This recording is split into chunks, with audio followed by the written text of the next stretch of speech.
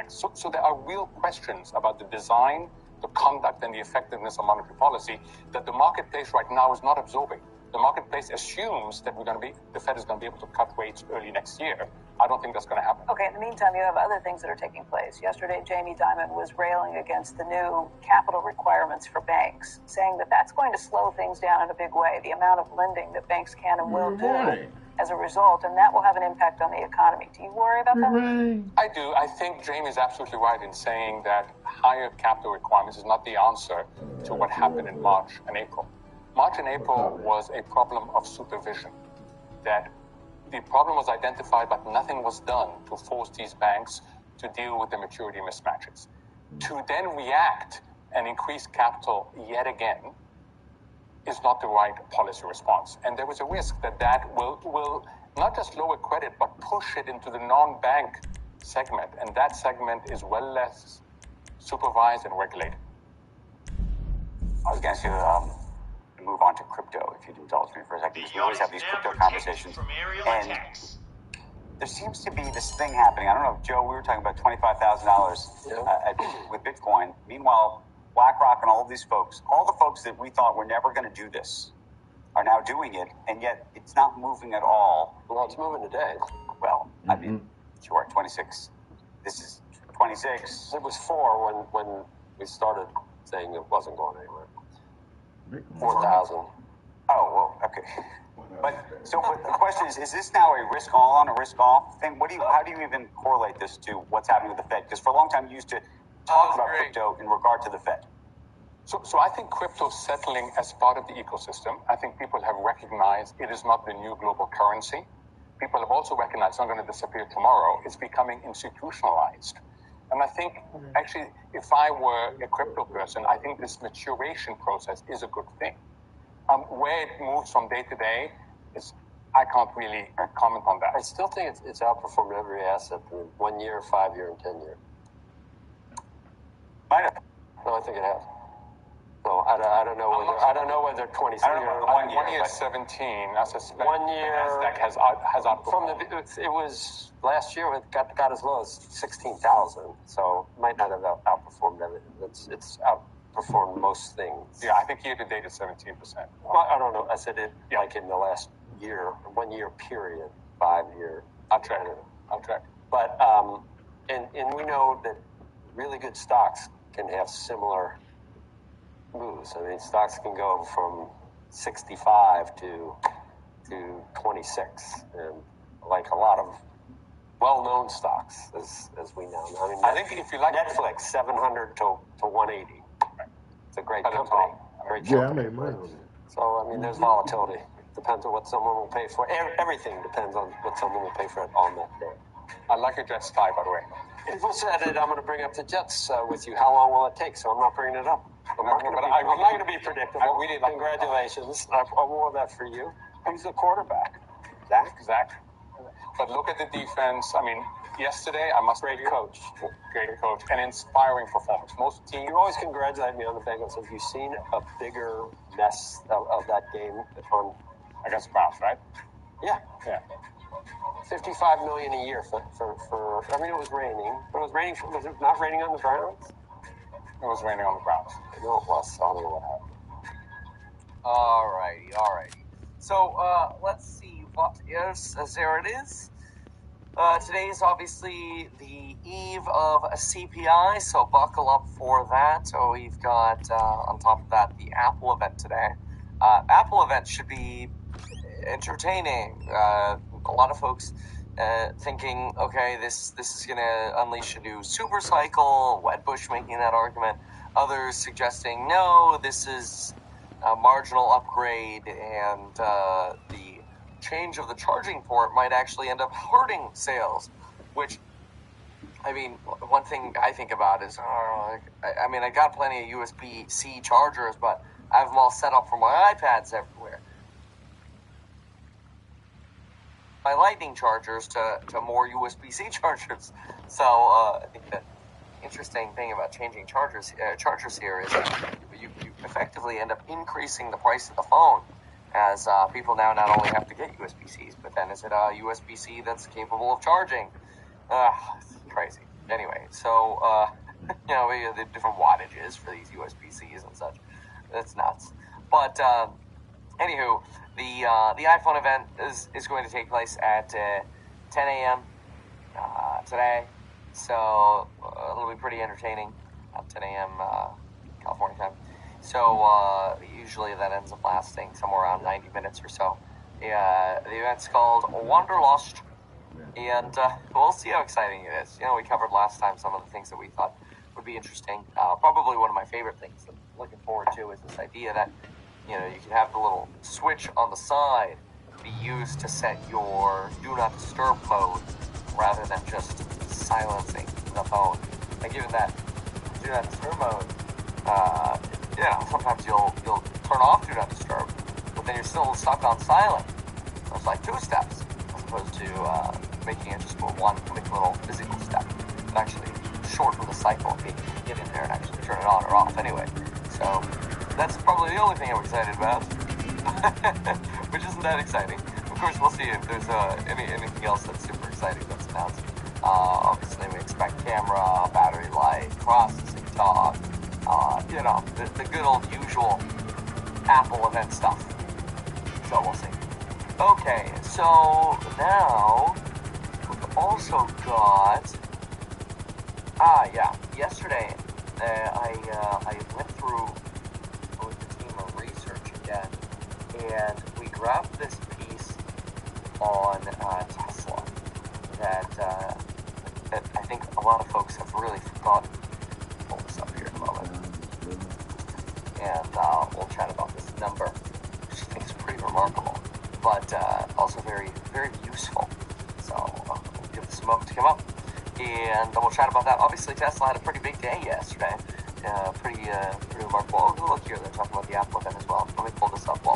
It's at an event in California today. If the company's naming pattern stays the same, this would be the iPhone 15.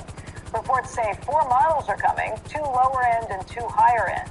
The charging port is also expected to change to USB-C from the Lightning standard that Apple has used since 2012. The company's hoping the new models will juice phone sales and help them recover from a recent sales slump. We will have coverage of the Apple event on CNBC all day long. You can see that stock right now up by about 39 cents. Let's take a quick final check of what's been happening in the broad markets. Right now, you'll see the Dow futures off by about 71. S&P futures down by 14, the NASDAQ off by 51. Of course, this comes after 3 days in a row of gains for the Dow. Folks, that does it for us today. Make sure you join. All right, so here you go. Take a look at this stat from Tesla Twitter.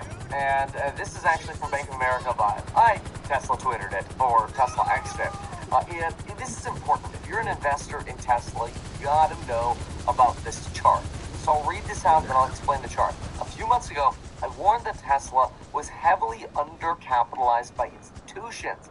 I also warned that last week, by the way, when I reiterated it once again. Tesla's really undercapitalized. In other words, institutions aren't really investing in Tesla. Especially after Bank of America released this chart, which we're going to go through in a moment. The chart basically says only about 35% of funds have exposure to Tesla at all. That's like having one share of Tesla, right? Only about 35%, or rather of the 35% that do have some exposure to Tesla, the overall average allocation is very low.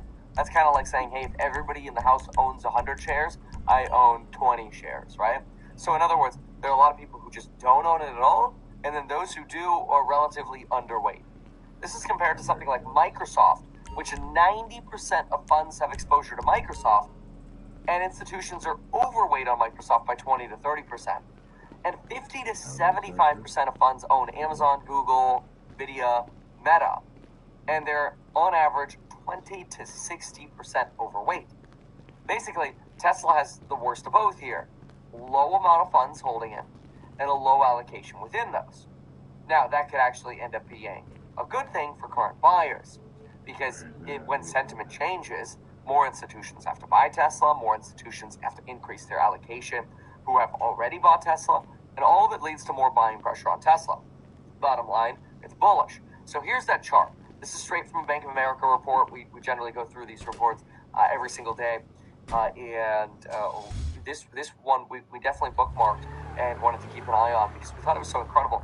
It basically just depicts what I've described here, and it shows you how Tesla's there at the bottom left. That bottom left, again, representing the lowest portion out of all of these companies listed here. It is the least allocated mega cap, and then within being the least, or within all of these stocks, it is also weighted the least.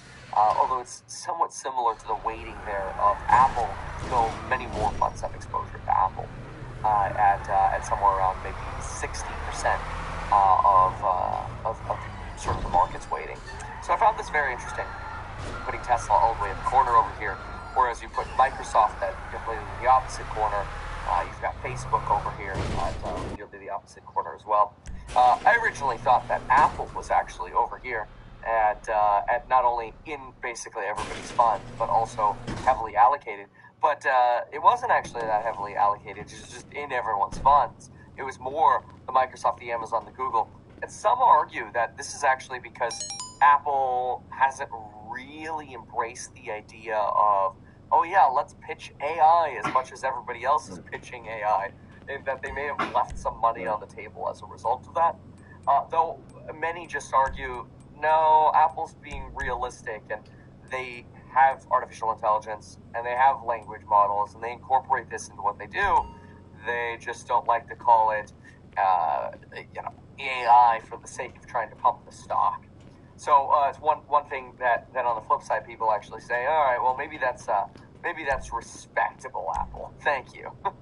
Either way, this Apple event will obviously be a big deal for Apple, mostly because there are, at least in my anecdotal world of what I'm hearing from institutions or commenters on this, it seems like people are more bearish on this Apple event than any time before. I will say, after having gotten a new iPhone every single time since the original new iPhone, this is the first one where I'm like, do I really want to, go through setting up yet another phone, or going through and getting all the different, USB-C cables where I have lightning cables set up? Do I really want to get a new dock for it over here where it sits on the desk? Do I really care? I have an iPhone 13 and a 14 right here. I barely notice the difference between them. In fact, I most of the time don't notice a difference at all, with the exception of the fact that 14 has the always-on display, which I think there's some use to that, especially if you're just trying to watch for messages coming in, like texts or emails or whatever. I think that has some function, and that would be a benefit of upgrading from the 13 because you're getting the always-on display. But some people actually get a lot of anxiety from that. Like, no, I prefer not to have that. So anyway, but back to this idea about Tesla here. This overall is a great thing for Tesla. And we touched on this not only last week, but we touched on it months ago. We touched on it yesterday. But one thing that is worth highlighting, which we also talked about yesterday, is good old Jim Cramer. Jim Cramer saying he does not like/agree with the Morgan Stanley price target hike of Tesla. Was actually, in my opinion, extremely bullish for Tesla. So it looked like a few of you also agreed. Some of you in the comments went as far as saying that Jim Cramer saying that was actually more bullish for Tesla than the analyst upgrade itself. Anyway, there you go. All right, let's listen now to, look, the Snowflake CEO. Let's take a listen to this. Corporations themselves. And, many are sort of debating right now, how much do I show my hand and how much don't I? Will I get credit in the marketplace for it? There is no hand to show. For being too promotional, but it's an interesting time when it comes to generative AI. Yeah, definitely. I think, and what you get is Progressive is you see them, the auto insurance company, they're huge users, and they're able to price insurance instantly where it should be. Remember, this is something that Frank discussed it. I think, again, people at home have to understand. It's about, David, picking up a couple of basis points millions of times. Whether you're a bank, whether you're an auto insurer, whether you're financing autos, that's another big business. Where insurance for flood areas. These are things, these are use cases where you have to be so right that nobody's smart enough as the machine. And they're boring. But for a guy like Slugman who can go in and say, listen, you save $10 million a week. Just by doing nothing except for giving us a little bit of money. David, it's a great use case. It really is. Jim, how about Ellis's comments about the people, or I guess not the people, who are going to rewrite the Cerner code base? It's not armies of programmers that are going to be rewriting this. I think, boy, Ellison made it sound like, you go to one of our data centers, there's nobody there, so there's no mistakes. You make a mistake with AI, you press a button, the mistake is changed everywhere. I mean, Larry is chasing out a vision of productivity that was similar to what Jeff Lawson from Twilio traced out. You get 10 times the productivity, 10 times the gain for 1/10 the cost. And that's pretty much what Ellison is saying. He'd say, listen, you go to our data centers, there's nobody there, and therefore there can be no mistakes. Carl, very futuristic vision. I hope there's a job for people, because boy, when he's done, you don't need people. Well, what I've heard as well, though, guys, and Carl, to your point, is that you can hire programmers who may not be the best because... By the way, I think that's actually a really interesting insight. It's like, oh yeah, you go to the data centers and there's nobody there. Honestly, that's probably the direction a lot of jobs are going to go. And it breaks my heart, because I really do worry about what's going to happen to individuals who do not have some form of a skill set. It really makes me nervous that people are... Basically, let's put it this way. The rich are going to get richer. The poor are going to get a lot poorer before there's ever UBI or Ready Player One kind of, excitement over, okay, well, maybe it's okay. Maybe we don't have to have a skill and do anything. We can kind of just sit here and exist. That's sort of the long-term utopian goal. But quite frankly, for anybody watching this now, I think, yeah, it's probably not what you want to sit around and wait for, because if you're waiting for that, you might end up pretty miserable between then and now. And that's not to say that, money is the root of all happiness, but let's just say it's been studied that happiness certainly goes up when you can pay your bills. There's definitely a clear link between that. But then you regularly get stuff like this. See here, Wall Street Journal, fast food workers in California are poised to get a $20 minimum wage next year under a deal between unions and restaurants. And on one hand, you're kind of like, hey, look, that's fantastic. People can actually deal with the inflation that has occurred. People can now maybe start surviving again off of a skill or a job that's actually relatively low skill, right? I mean, I took a job at Jamba Juice back when the minimum wage was $8. And so I don't know how to make a smoothie. And they're like, here, we'll teach you. And then, after a day and a half, you're like, okay, I kind of get this. And then, you're kind of like cheating at the recipe sheet, and you're making the smoothies, and you screw up, and then you get better and better and better. But after a couple of weeks, you're like, all right, yeah, I can make you a smoothie and stick the straw in it. Like, it's not that hard. So eventually, though, that'll probably all get replaced by Tesla bots. And the problem is, the more these minimum wages get negotiated up, the more Tesla bots or Optimus robots or other robots are actually incentivized. That's not to say that robots are here around the corner, but the point is, probably within the next 10, 20 years, we're probably going to have a lot of these jobs replaced, just straight up replaced by robots.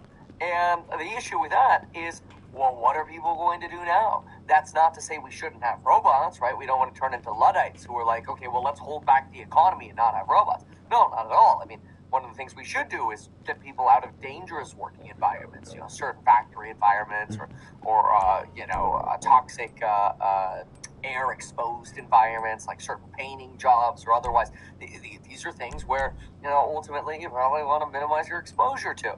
So, like even chrome plating as an example, right? Chrome plating is a perfect example of a toxic job that, I mean, obviously you need to wear a respirator, but still being surrounded by it on a daily basis, probably likely to end up causing cancer, which is terrible.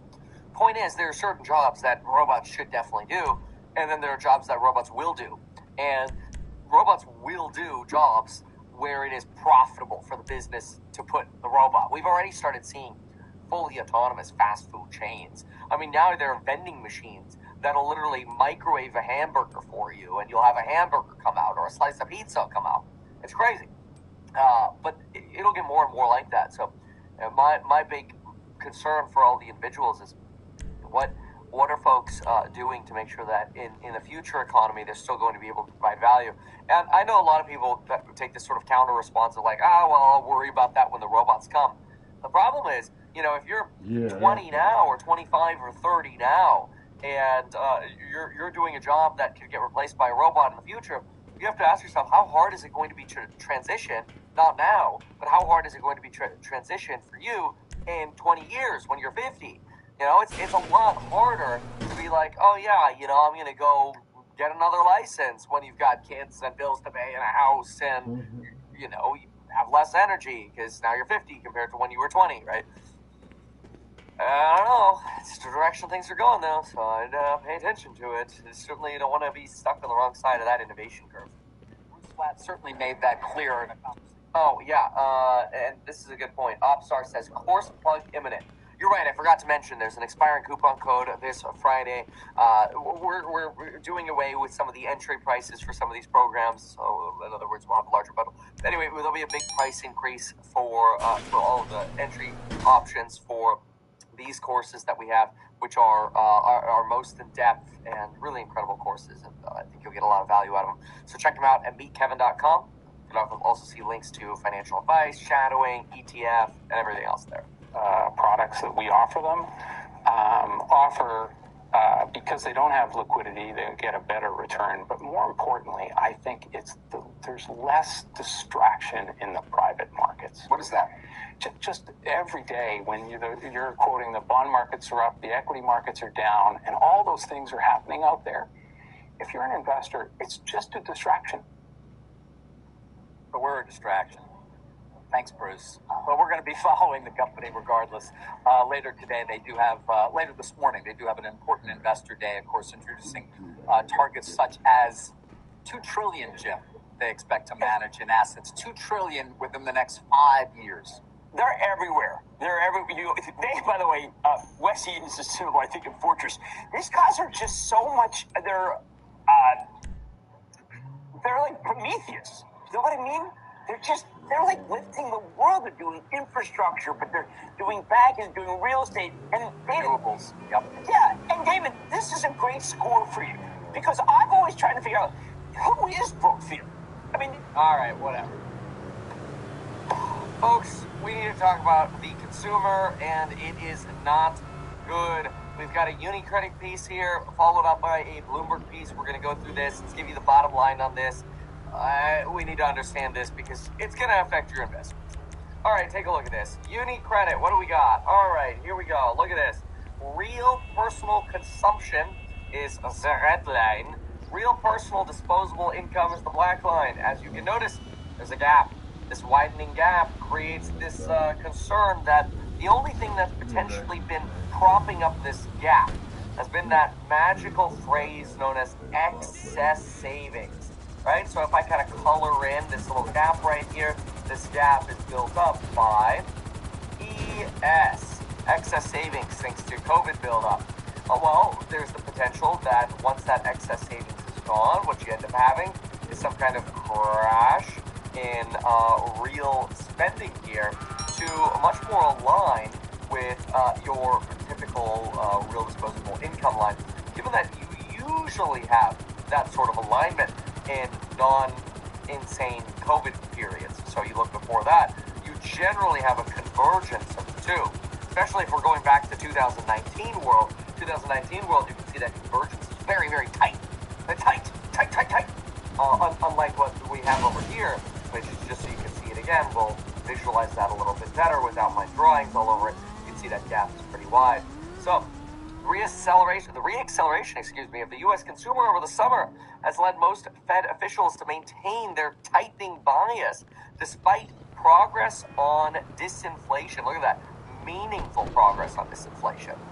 The chart above shows that the spending spree, though, is on shaky ground as personal consumption is unlikely to be able to decouple from personal income for much longer. Spending can temporarily outstrip growth, either because consumers dip into savings or they finance purchases through higher borrowing. This is what Americans have been doing over the last couple of years. However, the Fed's Beige Book last week reported that the surge in demand for hospitality and tourism over the summer was, quote, the last stage of pent-up demand. This isn't good. A lot of folks still really believing that Airbnbs are going to come back. I personally think Airbnbs are in a big bubble. And don't get me wrong, I'd love to go buy Airbnbs because you can squeeze a little more cash flow out of them. But you be very careful buying in a bubble. So you got to be very, very careful with where you're buying and what you're buying. Anyway, the report suggests that consumers may have exhausted their savings and are relying more on borrowing. This fits with our estimate that the bottom 40% of the income distribution has completely exhausted their savings buffer, in large part due to high inflation, eroding households' real stock of liquid assets. All this means, at least, is that consumer spending growth is likely to follow more closely that of real disposable income going forward. And given that labor income is slowing as higher and wage growth ease and lower headline inflation do end up supporting real incomes, you are going to end up having this potential unlikeliness that consumer spending will stay this high relative to incomes. In other words, we're going to see this kind of squeeze between the two. This is actually one of the reasons, probably now at this point, a few months ago, I ended up finally closing out my Etsy position. Etsy and consumer discretionary stocks are stocks that I believe will do well once we actually go into true consumer recovery mode. But I'm not convinced that we're actually near consumer recovery mode, given that we still have this wide gap between consumer spending now and incomes, suggesting that maybe the rest of the squeeze is actually still in front of us rather than behind us. Anyway, top 20% of earners spend 4 times the amount of the bottom 20%, but the top 20% only spends 53% of their income, compared to the bottom 20% spending 100% of their income. This is basically a way of saying the wealth gap widens. This is not a terrible surprise. This is very, very common. Here's your average American household. 73% of their total income gets spent, which unfortunately, once you consider taxes, doesn't leave very much for savings. Social Security, look how they had to add up savings over here. Social Security takes $8,300. They're considering that part of savings. Oh my gosh, you really want to rely on Social Security as your savings? Really? Oh, smokes. Average American household only spends $558 on alcohol. It seems a little low. Health insurance, $3,400. Gas and insurance, $4,800. Vehicles, $4,000.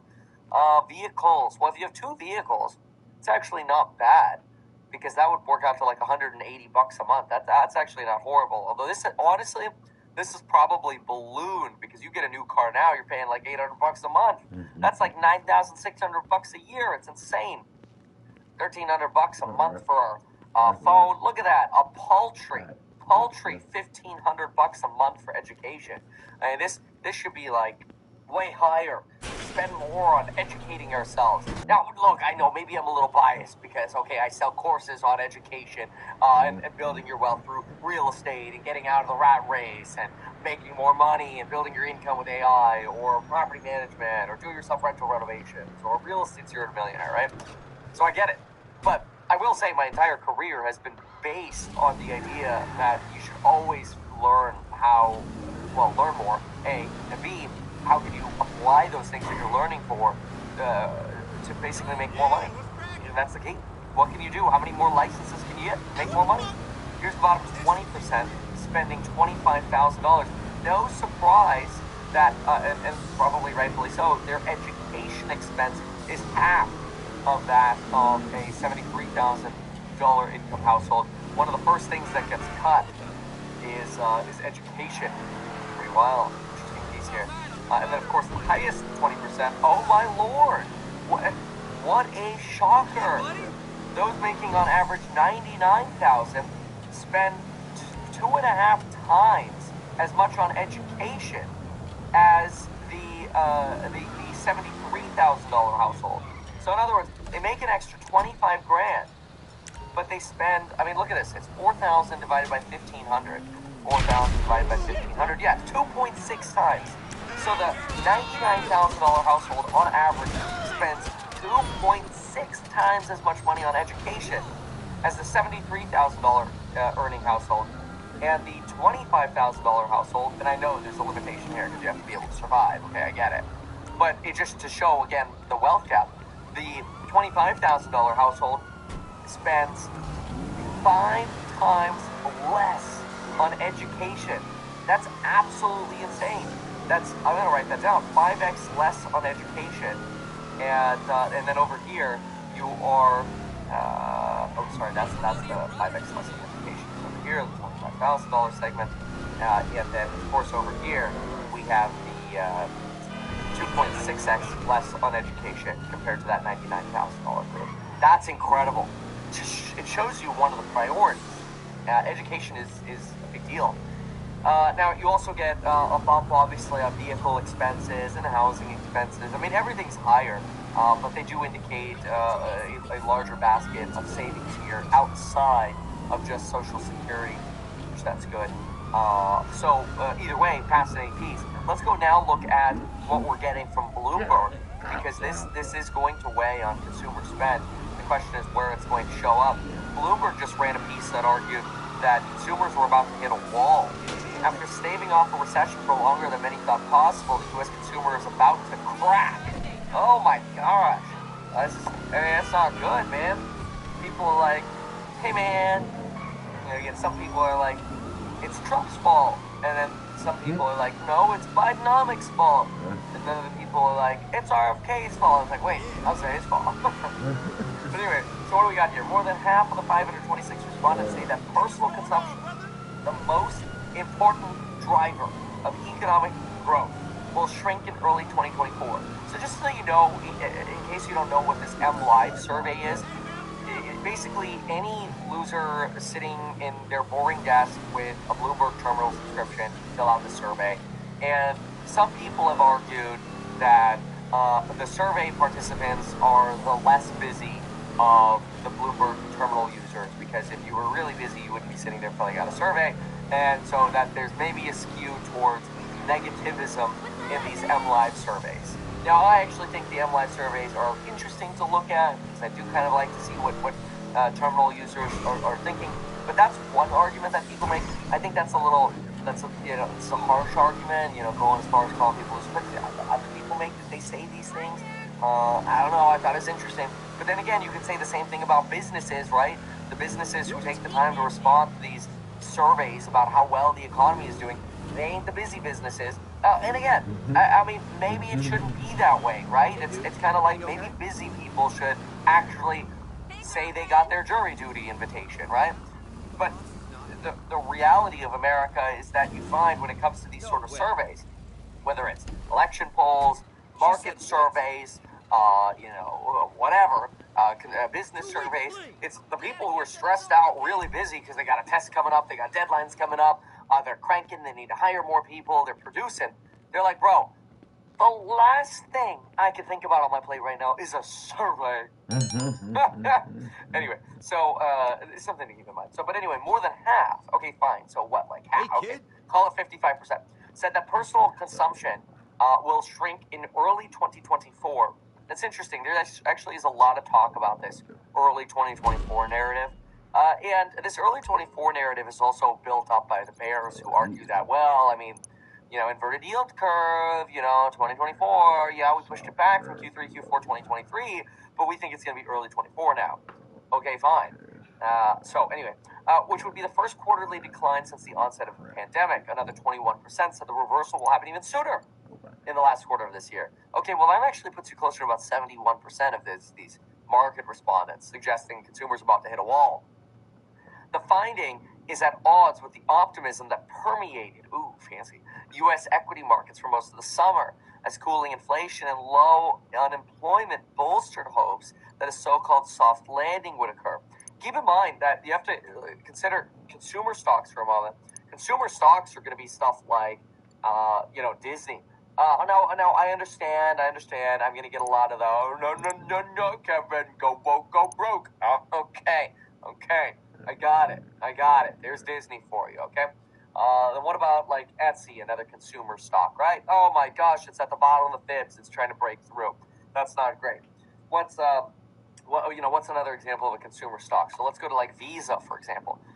See this weird tale of two cities, right? Like, on some extent, people argue that, well, the credit card companies are doing so well because people are trying to prop up their spending, and in order to do so, they're borrowing. And quite frankly, defaults are a lot lower than have been expected. American Express trading a little bit more mid-range here, but let's go ahead and look at something like Marriott. Are these sort of companies at risk? I don't know. It's at like all-time highs, basically, based on, yes, forever. So, how about like an MGM? So there's no clear-cut stock market trend that says, oh, every consumer is screwed. You can look at COVID plays like a Macy's and go, okay, well, all this stuff, oh, no data, oh, is that so? You look at like a Macy's and it's like, oh, damn, Macy's got hit hard. What happened to Macy's? Well, maybe investing in malls wasn't that great of an idea anyway. Although during COVID, I did think there was a period of time where investing in Simon Property Group was entertaining. I remember buying this sucker back at like $40 to $70. It's still at 140, but somehow the malls are still there, still surviving. Although I will say there's some malls that are really killing it now, and that they're much more entertainment focused, right? Like you go to a mall and you do your virtual reality fighting, and then you go have a beer, or I don't know, a Diet Coke if you're Mormon, whatever. It's more based on doing stuff. But again, there's this talk that the consumer is going to hit a wall, which somewhat aligns with what we just saw from UniCredit and this household spend over here. It certainly aligns. Could mean more downside for stocks, true, but they should specify which stocks, right? If you're wealthier consumer who's more exposed to real estate equity and stock equity is able to enjoy the benefits as usual, the rich getting richer, right? Rich get richer. You have to ask yourself, well, if rich get richer, what do rich people have exposure to? Real estate exposure, and then what else do you have exposure to? Stock exposure. We know real estate exposure is heavily associated with the wealth effect, but there's also some too high wealth effect understanding in stocks. This has been debated, and people compete over how much of that wealth effect is actually true for stocks. But the point is, you have to ask yourself, what are those folks going to spend money on? Let's think about that for a moment. But we do have Val here. We always have to see real-time exchange together. The big board. As we can listen to this in the background, ask yourself, what stock might be better positioned?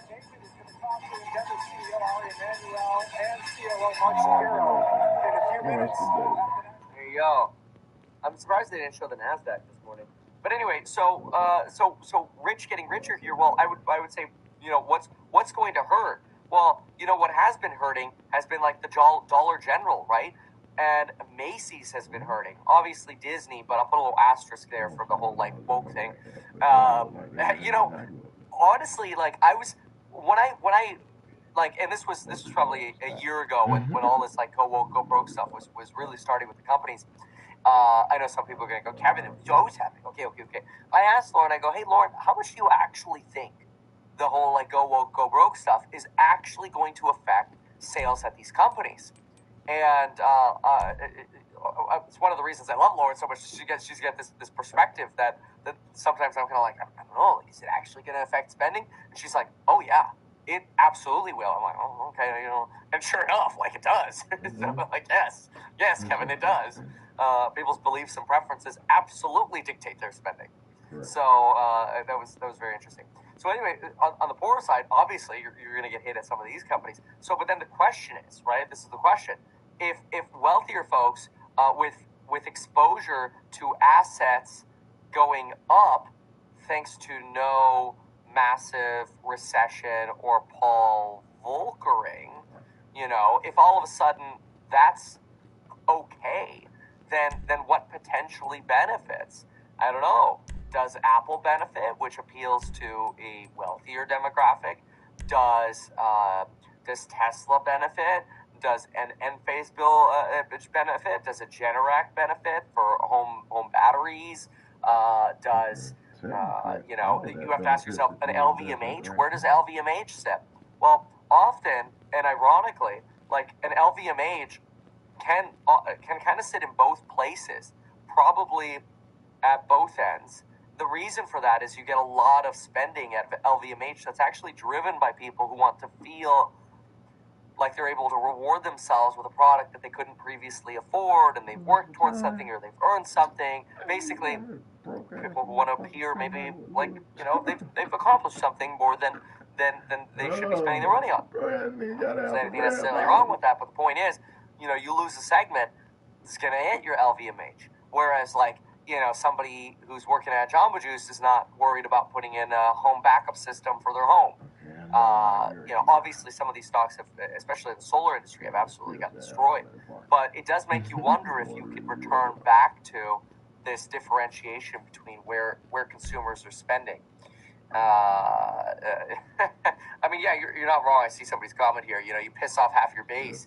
People aren't going to come. Kind of like the whole like Bud Light thing. Exactly. It is true. So anyway, then we have likelihood of a soft landing, falling inflation, and end to the inflation fight, and a peak in interest rates, stable dollar, stable oil prices. All of those things help drive the market up in the summer.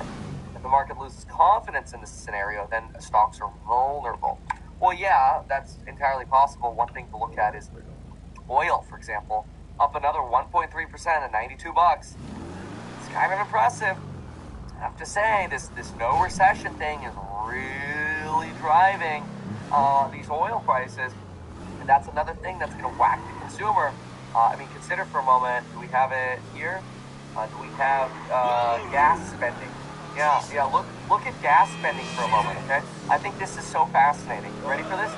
If you make an average of $25,500, you are spending, on average,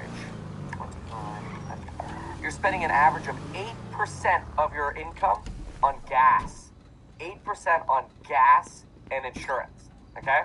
Right. Now, compare that to the what is this? What do we have over here? This is the total income, 73,000 group.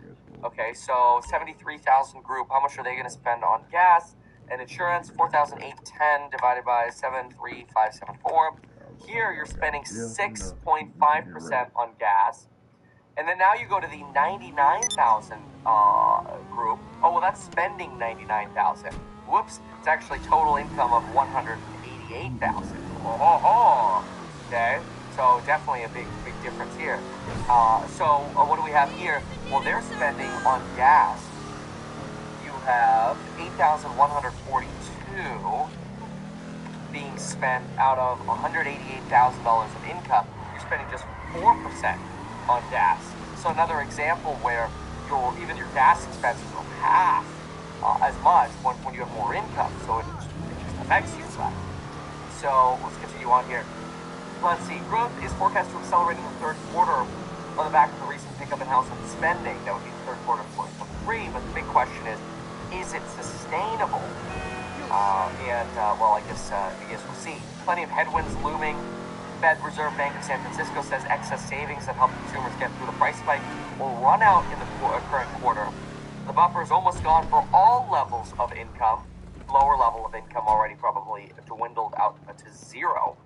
And of course, student loan debt. I don't think this student loan thing is going to be as much of a cliff as everybody talks about, mostly because I think it'll be more of a gradual onset, thanks to Biden's policy that you don't actually have to start making repayments until next year, which is kind of remarkable.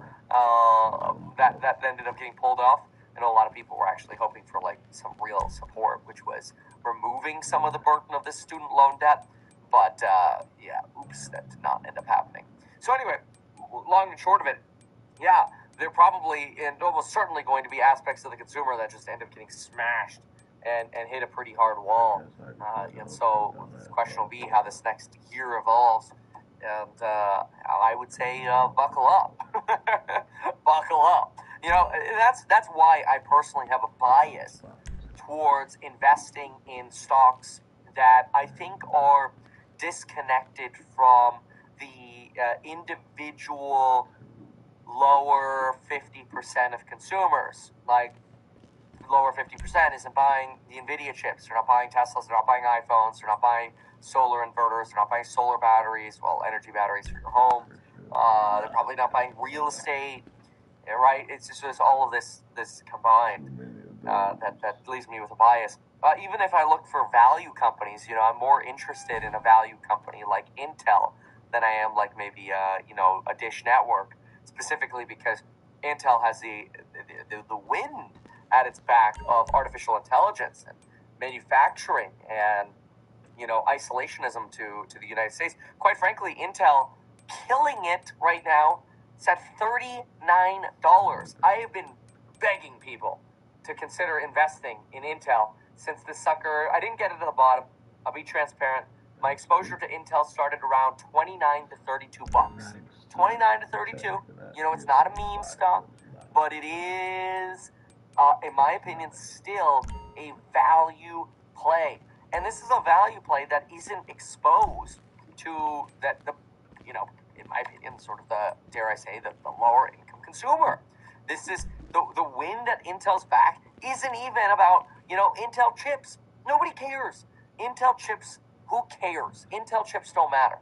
What matters is that this is going to be the fab of America.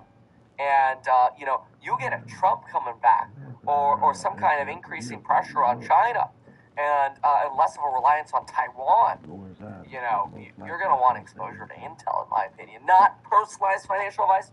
I'm a licensed financial advisor, but I have to be really careful, okay? Or we're going to get in trouble. It's not personalized advice for you. But anyway, look at this. This sucker's trading for $39.38, okay? Its next year's EPS is expected to end 2024 with $1.74 of EPS. $1.74 of EPS puts this sucker at 22.6 times earnings. Okay, well, Kevin, what's the growth expected to be after that? Oh, you really want to know what Intel's growth is expected to be based on Wall Street's estimate in 2025, 6, and 7? Well, buckle up, because you're about to fall off your chair. This is just a Wall Street estimate. Could be worse, could be better. But anyway, 35.9%, 69.7%, 32.4% divided by the 3 years forecast. That's a 46% compound average annual growth rate. Good to see 46%, you, boss. okay? Oh, 22 hi. PE. How can I help you? See where I'm going with this? How do you choose PE between your children? divided by 46%. See where I'm going? It's a PEG ratio of 0.5. This is a dirt cheap stock. This stock could literally double. In other words, be selling for $78. And it would still be at a 1 peg. That's how much it's hated. That's how much Intel is hated right now. So, yeah. And it's got a dividend yield of like 1.7%. By the way, if you happen to purchase it in an actively managed ETF, those dividends flow through to you. Good. If you happen to find an actively managed ETF that, happens to have like, I don't know, a 5 or 6% exposure to Intel, just saying. Just like I'm saying, this coffee's also pretty good. You maybe want to try that, but I'm here for you, boss. 100%. So, what's next? Well, what's next is, I don't know. Oh yeah, of course. Did I mention that this Friday there's an expiring coupon code? You want to get it, and it's a big one. It's actually going to be a big one. All of the existing products are going to be a lot more expensive. And that's because the value of these we think is so masterful and extreme, and we keep adding more value. But as a course member, you get massive discounts on shadowing me if you want to come shadow. You can bundle up with financial advice as well. That's over at StackPack. Did I mention that I have It's too an complicated to pitch multiple websites, though. So just go to meetkevin.com and see the little things at the top. You can click on the different buttons or check out the different programs. But yeah, do take a peek at that. I know there are a lot of you. I don't know. I mean, give me some reasons here in the chat. Why haven't you joined the courses yet? Because we get thousands of people every day in the course member live stream. Playing these back to 2x, or they're there live, both in finance. looking for the perspective that we're sharing and building in the course member lives. I think there's a lot of value there to the content in the courses and otherwise. So check those out, link down below. All right, so that's a big piece there on El Consumer. Corset Creator says, leader. after your evaluation of Intel last month, I bought in at $29. Nice. It's amazing. That's awesome. Congratulations. Affordability. Okay. I get that. Okay. That's a fair. It's the general. Outcrowd thinks it's for PDF files. It's not for PDF files. That's okay. I respect that for the folks though that say that some of them are too expensive. There are options that aren't that expensive. I want to say the lowest option course is somewhere in the 300 range. Just go to mekevin.com and you can see and pick it around.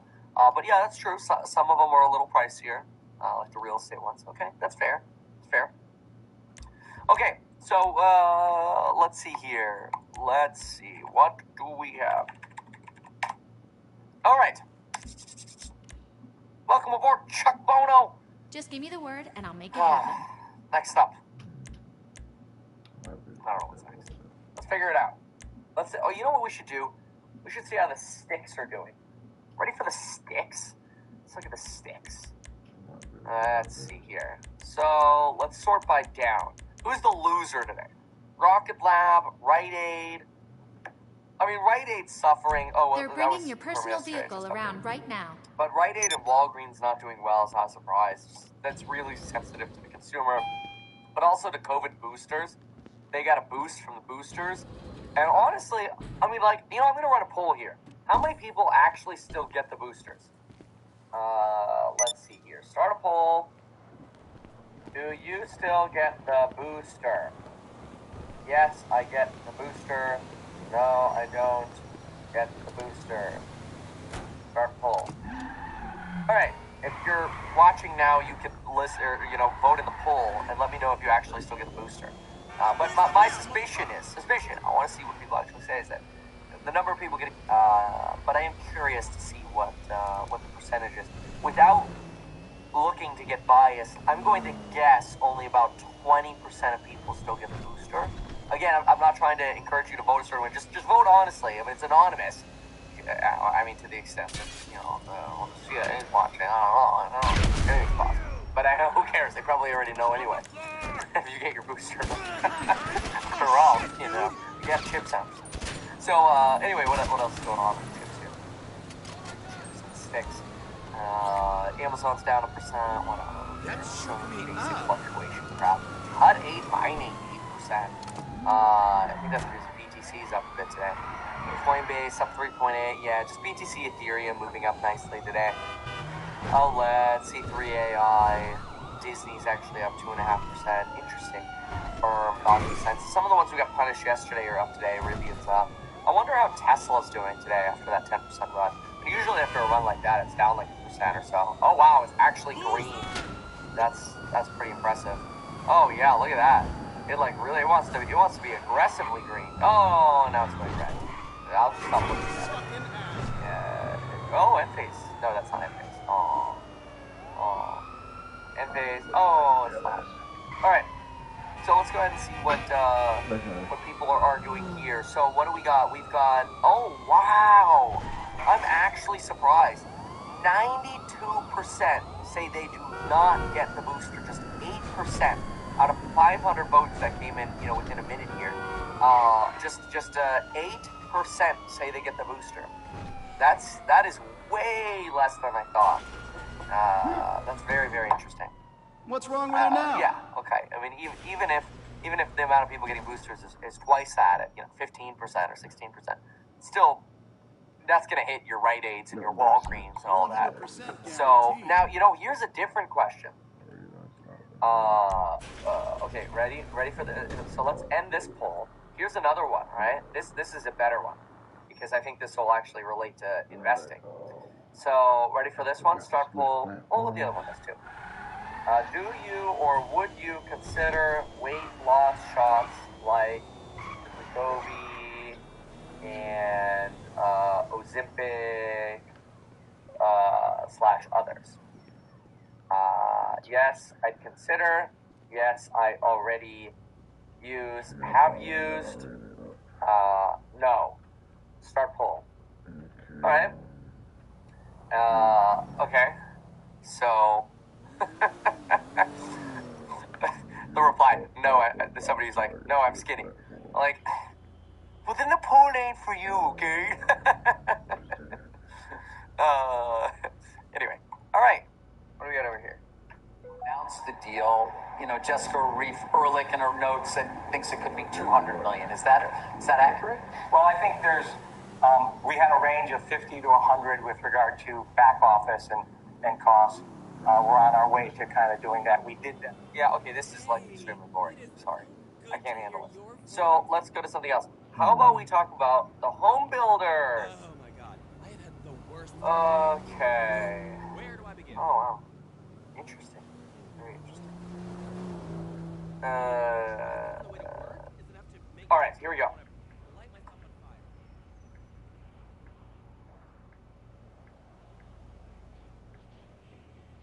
Now we've got to talk about the home builders, because home builder stocks have taken a breather. In fact, shares of home builder indices like the S&P Home Builder Index, which includes companies like D.R. Horton and Lennar and the Pulte Group, they've kind of stalled a little bit.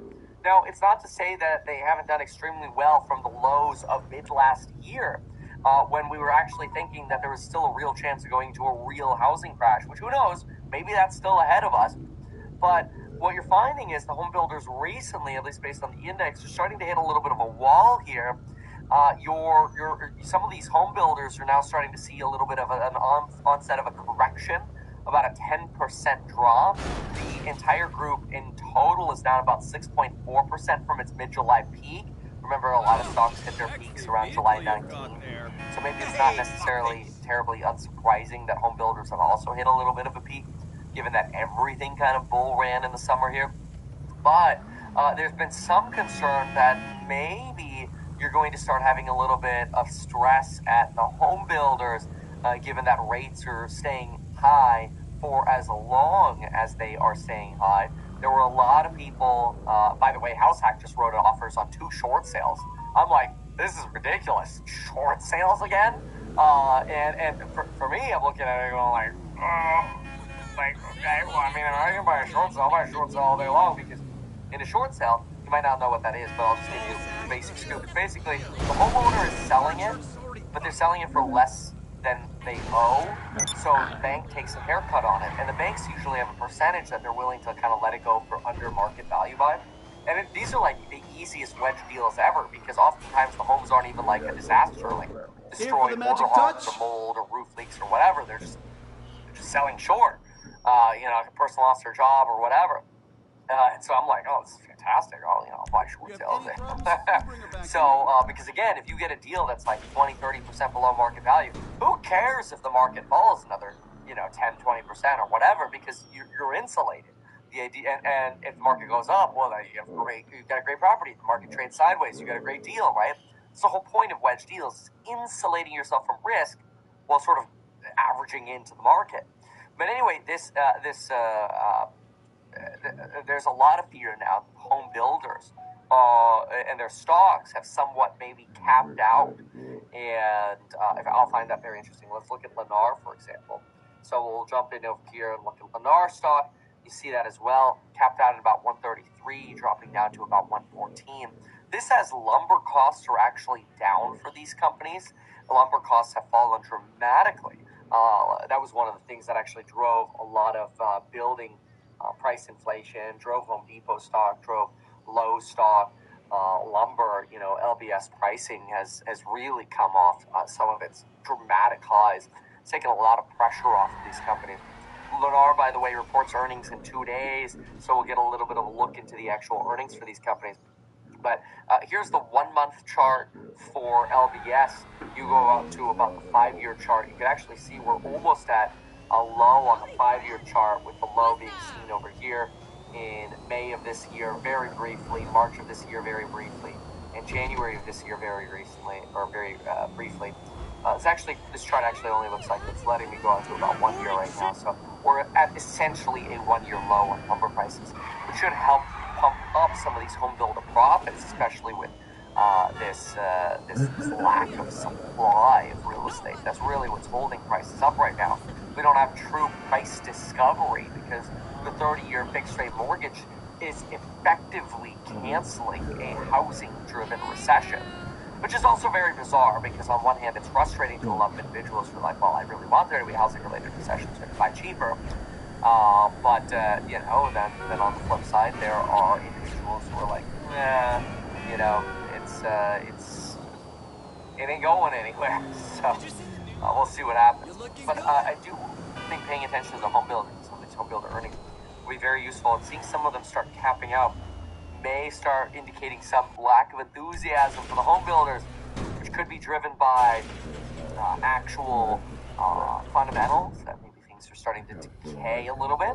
Going into Q3, Q4, my favorite time to buy, something that I've been promising. I've been saying, look, at the real estate startup, we'll house hack, we'll start buying Q3, Q4, and we have right on schedule. And that's because this is usually where you see the people who have to sell are the ones you can get deals from. It's like, why are you selling once school has started? Well, because you have to. You don't want to move during that time. It's because somebody died, or there's a divorce, there's a short sale, whatever. Anyway, where there are problems like that, there can be opportunity. So, my take on a little bit here on the home builders. All right. Okay. Oh, you bitch. Let's see what else. Go on, jump back up. Not that way, go the other way. All righty. So, what we have here? So, we're going to figure that out real quick. All right. So, here's an interesting piece on that. What is this? Walter Isaacson's new book, Elon Musk, hit shelves on Tuesday. Hey, that's today. And the author told CNBC's Squawk Box about a heated exchange he documented between Elon Musk and Bill Gates. Remember Bill Gates at one point famously being short Tesla. Isaacson said his book chronicles the good, bad, and ugly behind Musk, and that one of the things that upsets the billionaire is when people short Tesla stock to try to make a profit. There it is. Early last year, Musk met with Gates, co-founder of Microsoft, who had previously shorted the automaker's stock and bet that it would decrease in value. The demons and dancing in Elon Musk's head, including people who shorted Tesla. Gates wanted to discuss philanthropy efforts around climate change with Musk, and Isaacson said that since Musk did not have an assistant at the time, the two had to text directly to set up the meeting. When Gates arrived, one of the first questions Musk asked was about whether Gates was still shorting Tesla, and Gates answered honestly, he was. Isaacson said Musk exploded, and he later received a text from Musk that called Gates insane, among other things. Well, that's kind of entertaining. Probably because if you think about it, it's so ironic that if you're a climate change activist, much like Bill Gates is, why are you shorting one of the greatest plays to benefit a cleaner environment in the future? Now I know there's all the folks who are like, oh, but Kevin, don't you need to plug your electric car in? And guess what fuels that? It's still natural gas. True. But what about solar? What about batteries? And what about moving towards more efficient energy usage like in electric vehicles? Electric vehicles on a miles per gallon basis are sitting somewhere around 70, 80, 90 miles per gallon. Whereas most of the gas guzzlers are still sitting between 25 to 40 miles per gallon. This is a massive increase in efficiency. So it is ironic that somebody like Elon Musk, the average MPG, according to Motor One, was 25.4 in 2021. It's ironic that somebody like, Bill Gates would want to short a company that basically 4x's the average miles per gallon. Think about it. Average miles per gallon for a gas vehicle, 25. Average miles per gallon for an electric vehicle, 75 to 100. So that's 3 to 4x more efficient. And so there is this massive irony. It would make a lot more sense if somebody like Bill Gates was shorting the oil companies, if he was truly trying to be consistent with the belief that, we want to motivate climate change. That's Bill Gates for you, I guess. All right. First up. You thought about giving me some shares, boss? Anything you Hey, need, boss. speaking of which, Tesla's there. up 1.3%. NASDAQ's rolling up. What can I do for you? Yep, Quite a NASDAQ's trying to collection pull you've up. got Look here. at that. Look at that. It's probably Tesla pulling them up. Intel up 2.6. Let's go. Look at this. Look at that Fibonacci bounce Remember, right there. I'll do I'm anything telling as you, long as my it's legal. sticks are on it. Ish. You got a You nice learn my fleet, TA boss. stocks and psych course. Zero to mill, link down below. Coupon expiring Friday. Friday's the 15th. No, not the 13th. Anyway, let's see what else here. What's cooking? Visa Let down me know. about 1/3%. Ubiquity suffering still a bit. AMC up 6%, dropping a little bit there. Nvidia trying to go green.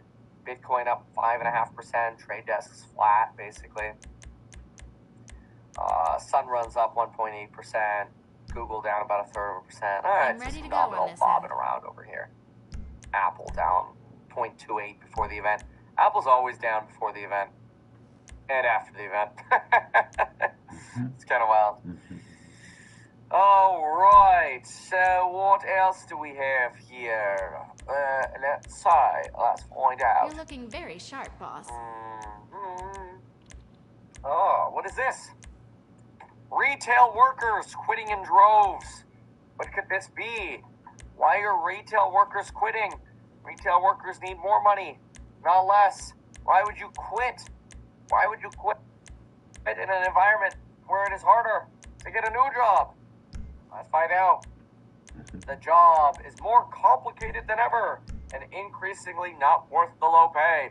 Look, if people are quitting because they're getting a skill and they're able to provide value somewhere else and they're able to therefore make more money, hell yeah. I absolutely So, we support going to that. have a good week, boss? Put robots in the job. That's just my speculation. Let's go find out what this is all actually about. Money invested in your course is well worth it, says Milan. I'm up 65% this year. Let's go! Thanks, man. Look, you deserve credit for your allocations, but I appreciate y'all for the course shout-outs. I really do try my best in providing value every day. So, what do we have over here? Increasingly, some workers say the job isn't worth the wages. Low pay, erratic schedules, monotonous tasks have long been a challenge for nearly 8 million workers You're working looking in good. retail, but the pandemic Really? years have added a host of new taxing duties.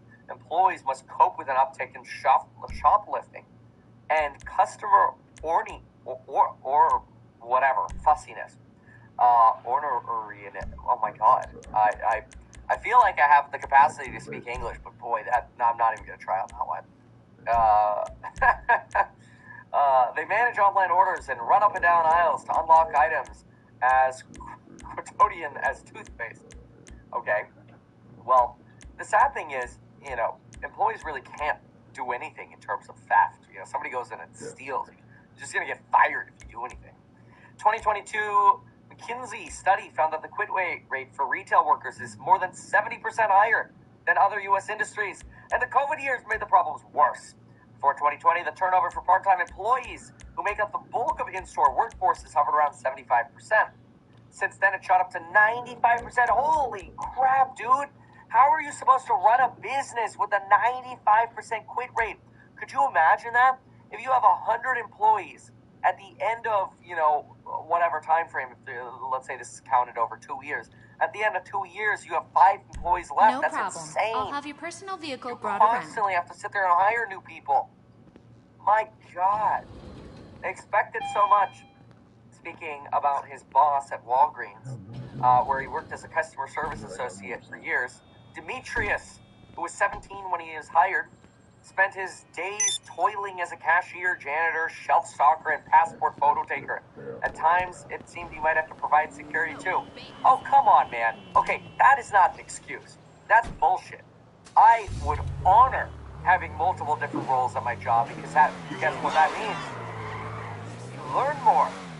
You learn more, you do more, you're capable of filling multiple roles, as any entrepreneur must. As any good employee must. That is why Trader Joe's trains everybody to do every different role at the company, It's not so you can complain about it, so you can be a more well-rounded person. One time a visitor came in and demanded all electronic items behind the counter, keeping his hand in his pocket like he had a gun. Demetrius did as he was told. The guy grabbed the gear and walked out of the store without paying. I was like, wait, did I just get robbed? Yes, bro. Yes, you did. Okay. That part, I think, does suck. Like, I wouldn't want to work retail if I was getting robbed all the time. I'd be like, yeah, no, I'm done with this. I'm not risking getting shot for, minimum wage. What is this? It was the weight of these things that eventually drove him out of the minimum wage gig. I had to quit to take a break from working like a year just to get the ability to breathe and focus. Bro, that is bullshit. What the hell? Oh my God. I had such a hard job at Walgreens taking passport photos. I had to take a year off. You have got to be kidding me. This is the definition of embarrassing. How could you even say that in an interview? Yo, what up, bro? You awake? You need to take a year off because you're exhausted? Yeah, exactly. That's what I was thinking, too. Anyway, spokesperson for the Walgreens Boot Alliance says safety of our patients, customers, and team members is our priority. The company also offers mental health and well-being support. Okay. Retail apocalypse is the declining worker experience. Follows a tough decade for retailers. Yeah, no kidding. Oh, bro, Max is here too. Get over here. Get on camera. Yeah, you do. Get in here. Dude, you're never in here. People want to see you. Come say hi. Just one time. One time. Come say hi. This camera. What? I'll give you $2. All right. Here's the $2 bill. Come here, bro. Did you brush your own hair? You did a good job. Here's $2. I did your toothbrush. Oh, you used my toothbrush? Mom said it was so bad. Here, you get $2 too. I love you, bro. Thanks for coming out. Say hi, everyone. Hi. You want to say anything else? No. Are you gonna leave, bro? All right. So, all right. What else? Customers and teams are priority. The company offers mental health, retail apocalypse, whatever. Stimulus checks, supply chain issues. Here's a 20-year-old cashier at the Children's Clothing in Bronx. Okay, well, they're in a tough area, but okay. There are some, by the way, real like badass people in the Bronx who are like, invest in the Bronx, man. Buy Bronx real estate. Respect. Anyway, in New York, okay, finds herself frequently struggling to reason with parents unhappy with the price tag. Sometimes customers are understanding about this, sometimes not so much. She can't help but empathize as she brings up purchases. What do you need? How much they're paying. How do you I'm like, choose in my between head, your wow, children? this is crazy. Yes, that's called inflation. Guess what? You don't own assets, you get screwed by inflation. It sucks. And guess what? The government and the Fed ain't coming to help you either. Much of this isn't unique to U.S. retailers. All over have struggled to adapt to new shopping habits. Recent survey of managers in the UK find absences on the rise. Yeah, because they're going to go play World of Warcraft. U.S. workers tend to have fewer job protections and benefits. That's also true. To hear rank-and-file retail employees tell it, working conditions have started to deteriorate when they return to normal after COVID lockdowns. Okay. Nearly 4 out of 5 companies have seen a rise in guest-on-associate violence. Yeah, I mean, I'd quit too, but I would go do something else. I wouldn't go take a year off. Political polarization, like the whole LGBTQ stuff at Target. That's true. Target was complaining in their earnings calls that their workers feel unsafe because people are coming in lashing out. And people's behavior has also turned to absolute crap. Crazy. Anyway, somebody now works at a smaller retailer where she's been provided with de-escalation training. Good I'm Lord. here for you, boss. I mean, this is actually very useful, right? Like, that is a skill set that will be very useful for you in a very, very long time in the future. Big fan of that.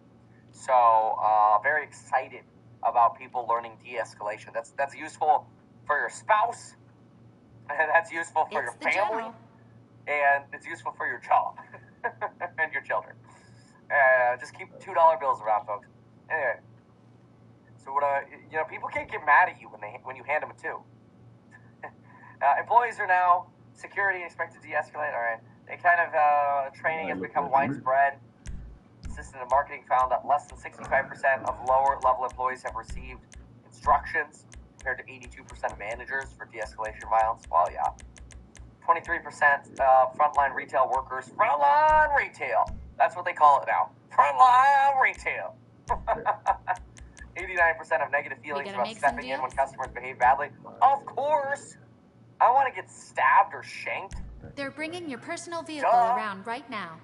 I don't know. This isn't too much of a surprise. Retail wages are rising slightly faster than those in other industries, but retail employees still get paid a lot less. True. Median wage for retail salespeople rose 55%, while other U.S. workers saw 52% gain. Retail wages are up 21% since 19, compared to a 16% gain overall. But again, you're still at the lower end, right? Inflation has eaten away a lot of that. Yep, it's true. Yeah. All right. Here's a 28-year-old who says he works at thrift stores in the U.S. and says that I can't stress enough how much I actually do love the work. She says, I don't mind fixing racks all day long. I don't mind dusting a store. Well, you know, there's a level of you not minding that, and then there's a level of getting complacent and getting stuck in that level and not wanting to, like, graduate to, like, manager or something else. So, you know, I was like, it's cool to do this kind of stuff. You know, I remember when I had my first house, I dug my own trenches for my French drain because I'm like, I'll be damned if I pay a plumber to dig my trench. Nope. Painted myself, drywalled myself, did my own crown molding. Whatever. I didn't care. I wasn't going to pay somebody else to do it. Not that you necessarily need crown molding, but I was like, it's actually kind of cheap per stick if you do it yourself. It's surprisingly, crown molding is surprisingly cheap if you do it yourself. Surprisingly cheap. And you'll learn a lot about mitering. Anyway, point is, I don't know, some of this complaining seems a little weenie here. Like, I get the idea of the security concerns, but boy, these turnover levels, it's not good, especially if companies end up being willing to just work their existing employees harder. Those employees end up getting paid more as a result, but then there's less staff to compete with. Now what do you end up with? Well, you end up with a situation where you get more unemployment, and then you get people spending less money, and it's bad, especially in the lower levels. But that's kind of what we've been expecting anyways. Lower levels were probably going to be spending less income. So anyway, all right. In the meantime, let's see what's going on at the sticks, and everything's pretty much the same. Oh wow, Intel's now up 3%. All right. Retail babies. Try working in the trucking industry if you can't handle turnover. I mean, that's true. That's a good point. It's actually a very good point. Trucking's hard. It's lonely too. Like, a mad respect to our truckers, man. Like, we need you, and the crap you get put through in states like California, oh my gosh. Anyway, I'm a corporate recruiter, and businesses are being more picky with hires. Absolutely. Absolutely. That's my expectation. And that's the combination of this, like, quiet firing cycle that's going on. This quiet firing cycle is basically like businesses that are like, go ahead and leave. We don't really need you. You know, we'll just put more work on the people who are left. Saves less money. I hate to say it, but that's what's going on. So I see two ways of doing it. You go up the north ramps. Worked at Knox when I was in high school. Worst job ever. Customer going off because of high prices. I'm just a damn cashier. See, but that builds character. That builds strength. People fiction it. Great. You know what?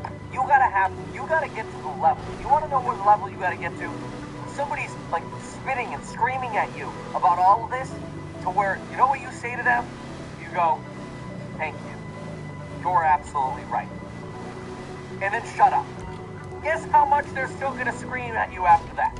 Guess how much somebody can yell at you when you literally look them in the face and you say, thank you. You're right. Try it.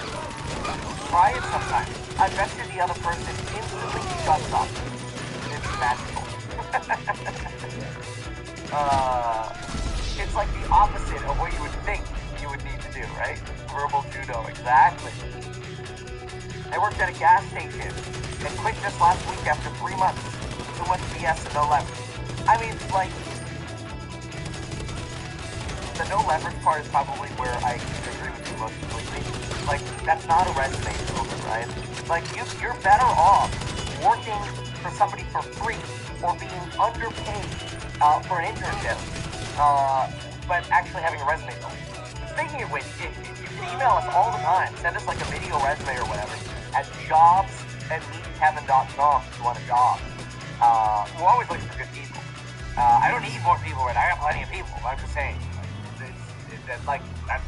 I would rather do anything to intern anywhere at somewhere where at least I could, even if I could learn one thing, it's probably more than the benefit I would get of having certain jobs on my resume. So, yeah. I like some of these comments. Wrong? New York, Techno should not buy any real estate in New York.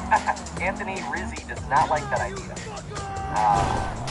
Somebody else told me that once in my wrong. Speaking of quite a few people. I mean, but, I don't know enough about real estate in that particular area. I can't tell you anything about it. Alright, so... Emotional resilience. Right. Smile. Yeah.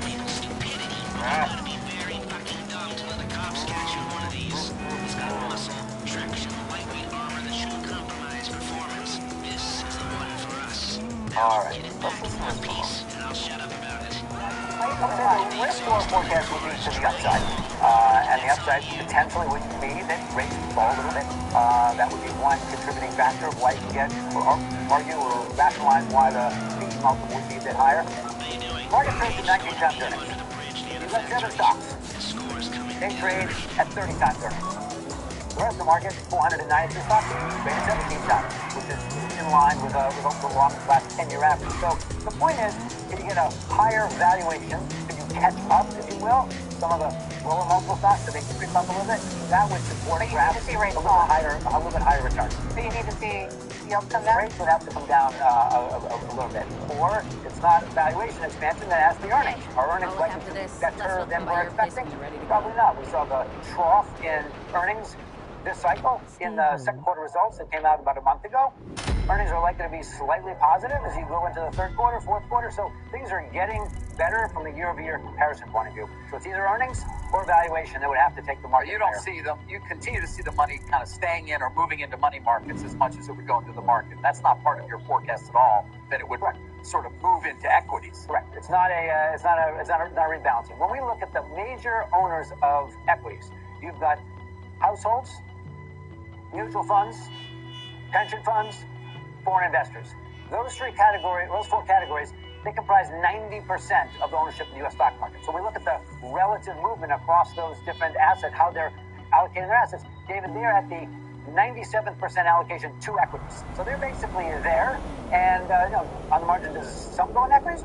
Sure. But on the margin, more likely to be in cash. Finally, is the softness in buybacks a cautionary tale, or is it just because there's too much else to spend money on right now at corporates? Well, there was a concern, remains among a number of people, the concern about the potential for economic softness. And so the concern about companies wanting to maintain stronger balance sheets is definitely one of the variables. What we find in a slowing economic environment, which would certainly characterize right now the environment, still growing but slowing at a slower pace, that would suggest that companies that are prioritizing stronger balance sheets tend to outperform, and that's in that sort of an environment. You are correct. The year-over-year growth in buybacks down almost 20% in the last quarter, so that's a concern. But a lot of IPO issues also happening. Yeah, that's true, isn't this? This week will attest. David, good to see you. Talk soon. Good to see you. David Costa. As we head to break, here's our roadmap for the rest of the hour. Speaking of, ARM gearing up for its IPO debut this week, but it is facing risks in China. What investors need to know.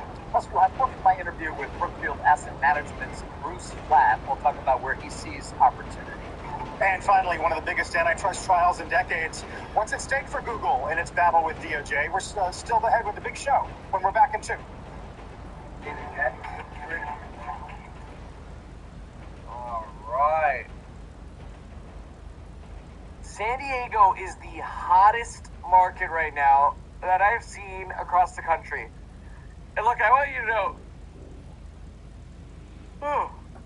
when I tell you about real estate, it's not just data that we look at. It's actually physically going there. That's why I fly places everywhere. Flying probably more than anybody watching this video. Certainly this year. I think we're at... How many hours are we at? Probably like 300 hours or something like that already. Which is pretty crazy. But anyway, the point is, San Diego is the hottest. Out of all of the markets, it is the most aggressive market that I've seen. Yeah, even comparing to, well, you have to, Miami's pretty hot too. But you have to be really touchy in Miami, mostly because it's very difficult to buy in Miami, because the people who are buying in Miami are like trying to gentrify Miami, which is basically when you're trying to like tear down an old crapper and like build a McMansion or something like that. That's the kind of investing that people really despise. But yeah, you go close to downtown Miami, it's like a different world.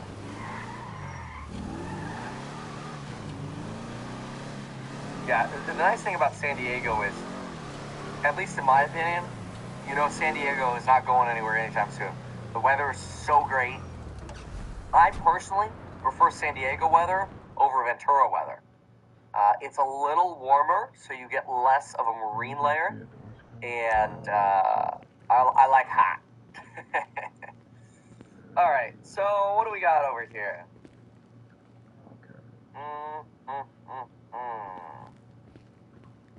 Ah, yes. All right. Touch on this.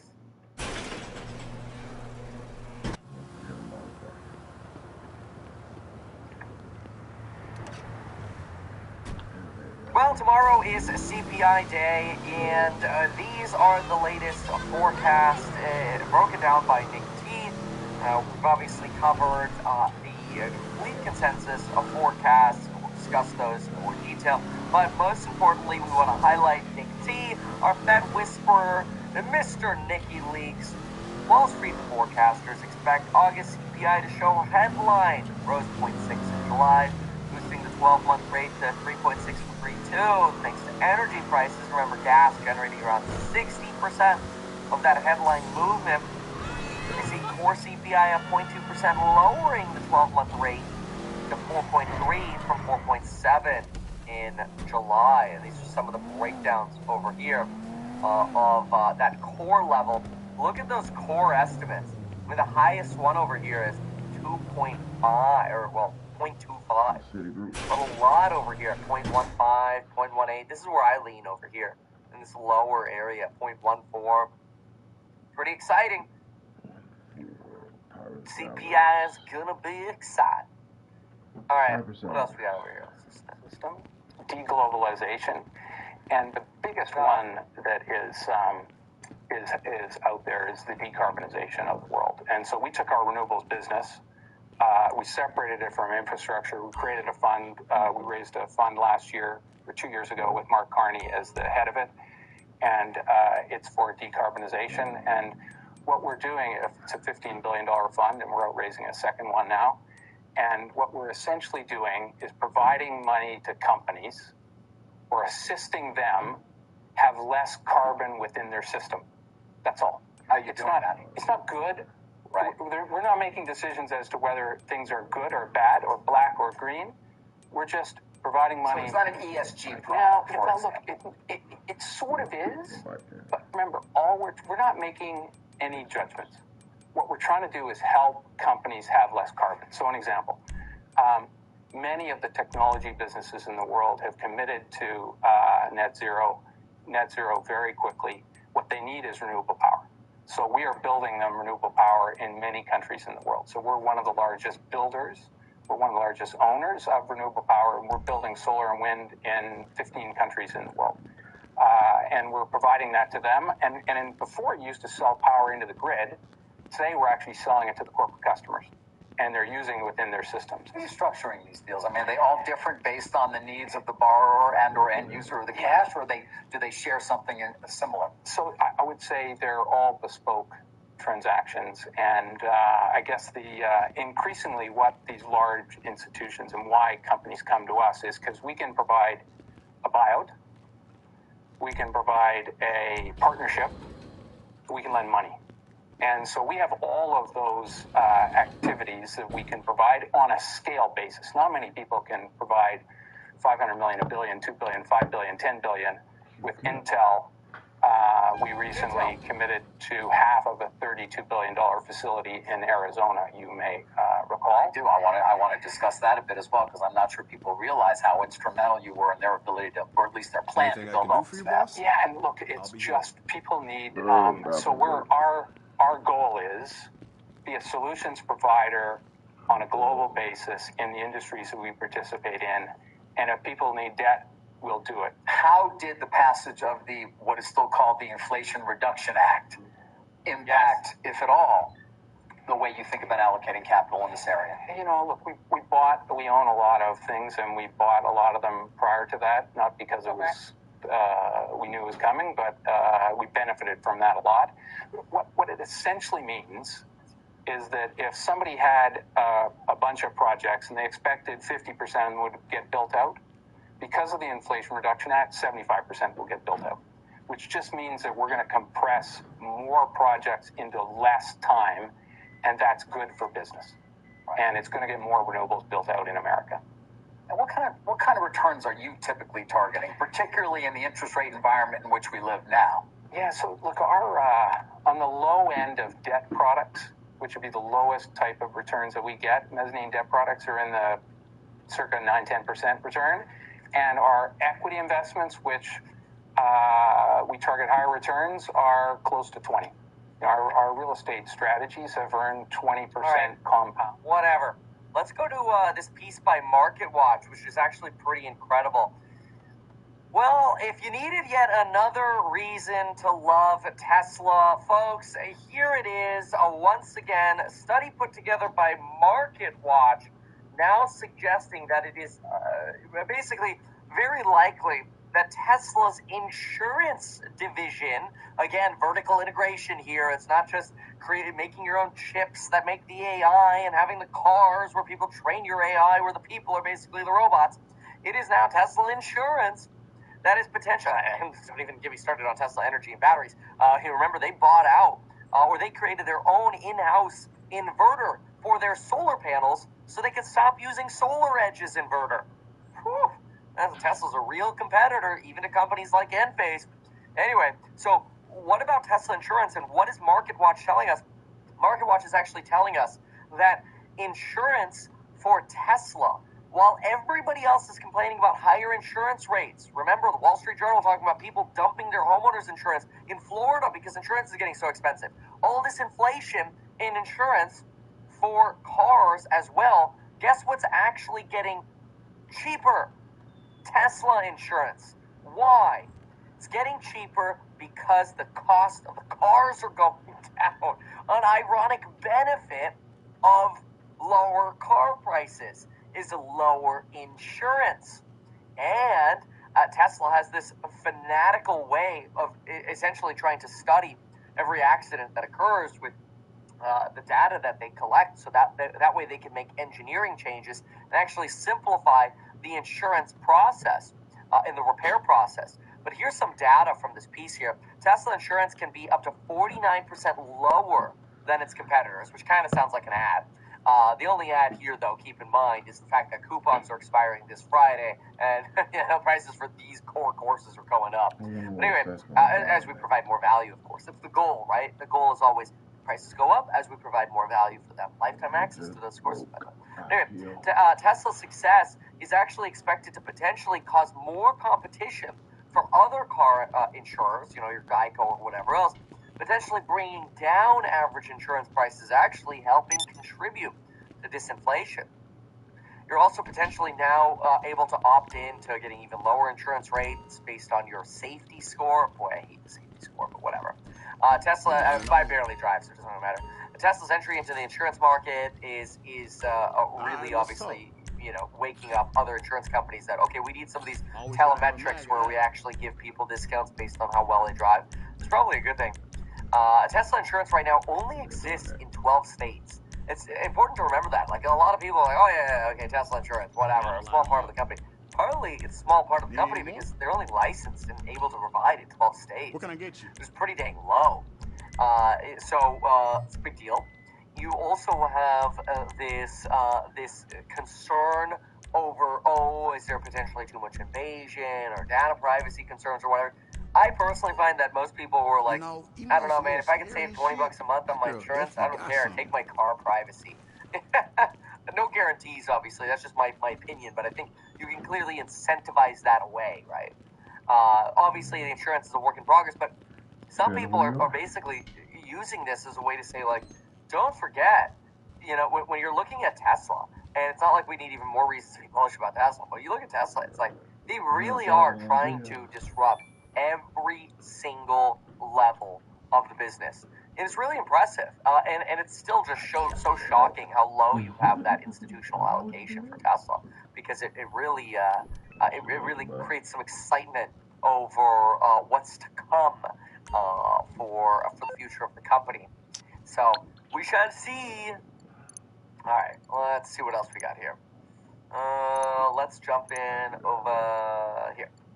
And as long as we can get the economics to work with our capital, then we're happy. Let's talk a bit about the go private market, leverage buyout market, if you want. We all hear about all that dry powder. It's been endless talking about it. What are your expectations, given the higher cost of capital for so many sponsors? Do they still go to work here, and are sellers adjusting to the new reality in terms of where they may actually be able to get a clearing price? So just for context, for your viewers, we put $50 billion to work, maybe more than that now, but over $50 billion to work in buyouts in the last 12 months. Very few people were able to do that, and we were able to do that because we have lots of dry powder. I need 600,000. A lot more coming behind that, of course, Sarah. They're talking about a $2 trillion asset under management target in the next 5 years as they present their case to investors.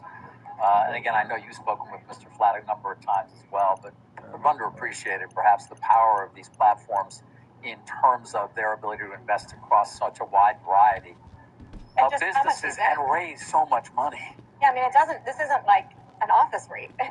People think Brookfield and they think the malls and the property.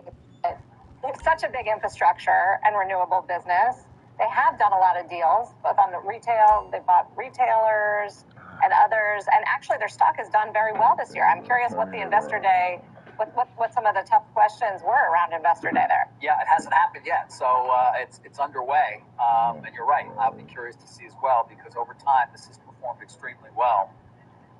We have seen some of the stocks of the alternative asset managers not perform nearly as well as their investments that they do on behalf of their LPs. So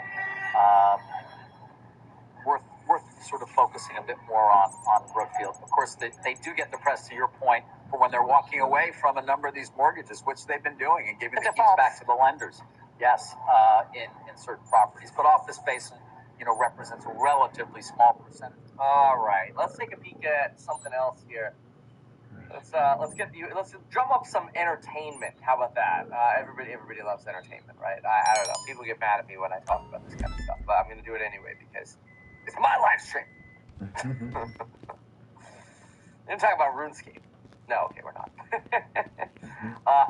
Actually, what I'd like to do is catch you up on the latest on Donald Trump. That's what I'd like to do right now. So the latest on Donald Trump, obviously Donald Trump released a 9/11 video. He literally just minutes ago posted on Truth Social blasting Joe Biden for suggesting that he was at 9/11 the day after on 9/12/2001. Some people are calling Joe Biden's comment that he was there and remembered being there in the horrors a lie. Some people are saying he just had a little mental blemish. Either way, if it was just a mental blemish, it kind of questions again, okay, is he really fit to run? And then other people are like, oh no, he's just lying.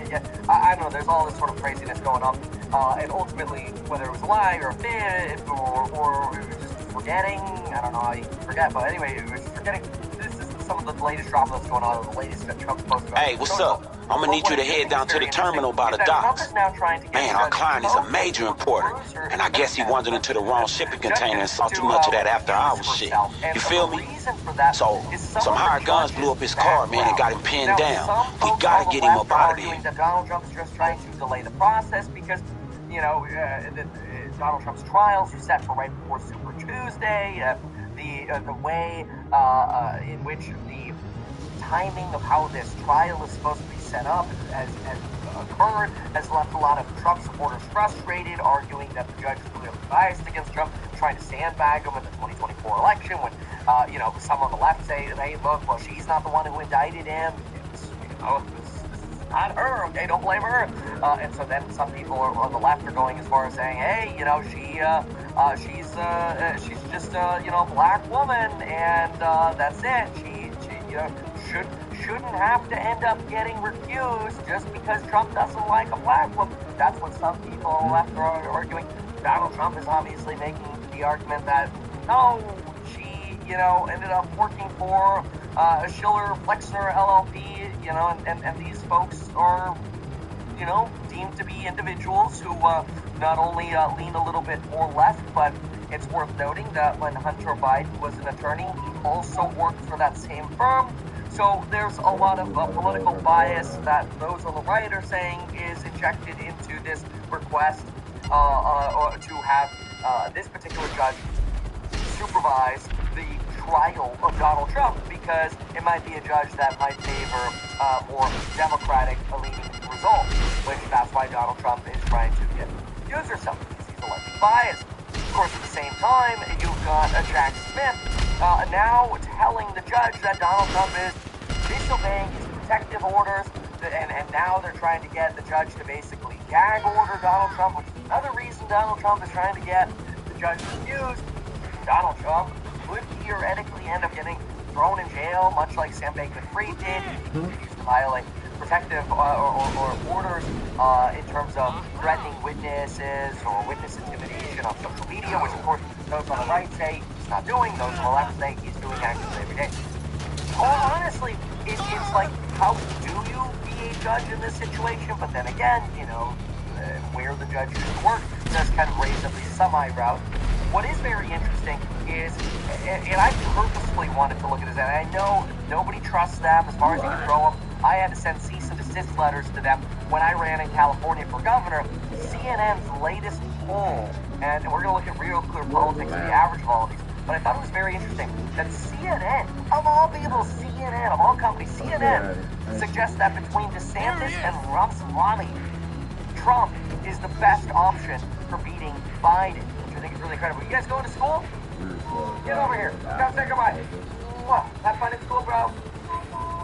Max, get over here. Oh, what are you grabbing to say goodbye? You're grabbing the needler, bro? You're taking the needler to school? You don't take weapons to school like this. Unless the covenant's there.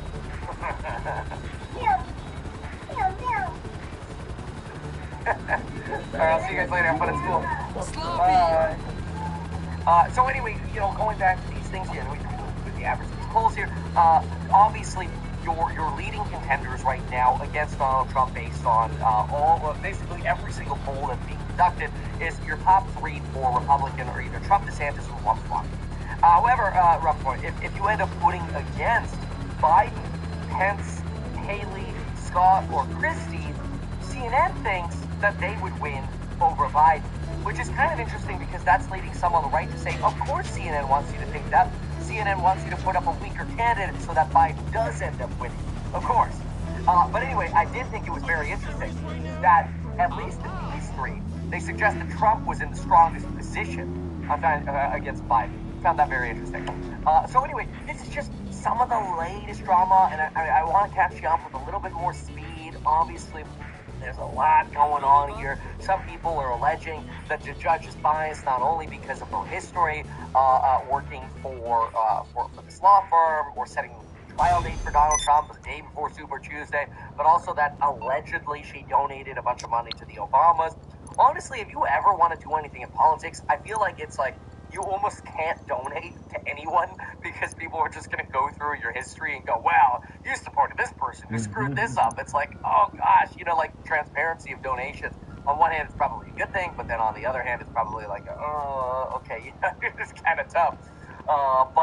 Yeah, this gives you a little bit of the latest on the madness that's going on. And I'll tell you, this election cycle is going to be really, really entertaining. And I do want to also show this right here from Tucker Carlson, because I think Tucker made a really great argument. So let's listen to this from Tucker. Pop this up. We'll go ahead and listen right about now. To reason in the order. It's not just that it's nice to say what you think, and that it's essential to human dignity to be able to express what you really believe, though that is true. You cannot be a full citizen if you can't say what you think. You are instead a slave. If you're not allowed to say what you think, you are not a citizen, you are a slave. That's simple. And this is also a very interesting thing to consider, is that at the same time as this, if you're not allowed to say what you think is going on, there's this massive debate going on at Twitter with the ADL and Elon Musk now suing the Attorney General of California, suggesting, hey, look, we don't want to define what hate speech is because that's not our job as a platform. Like, if there's a law and somebody's violating it, we can enforce that. But just defining what hate speech is, which is protected by the First Amendment, is not something Twitter is going to get involved in. Now, X, obviously. And this is very similar to the echo you get here from Tucker Carlson. Continuing. You don't need physical shackles because you have them in your hand already. So that is all true. But that's not why they're trying to control what you say. They're trying to control what you say because they know that if you say it, nothing will ever be the same. And this is exactly why they hate Trump.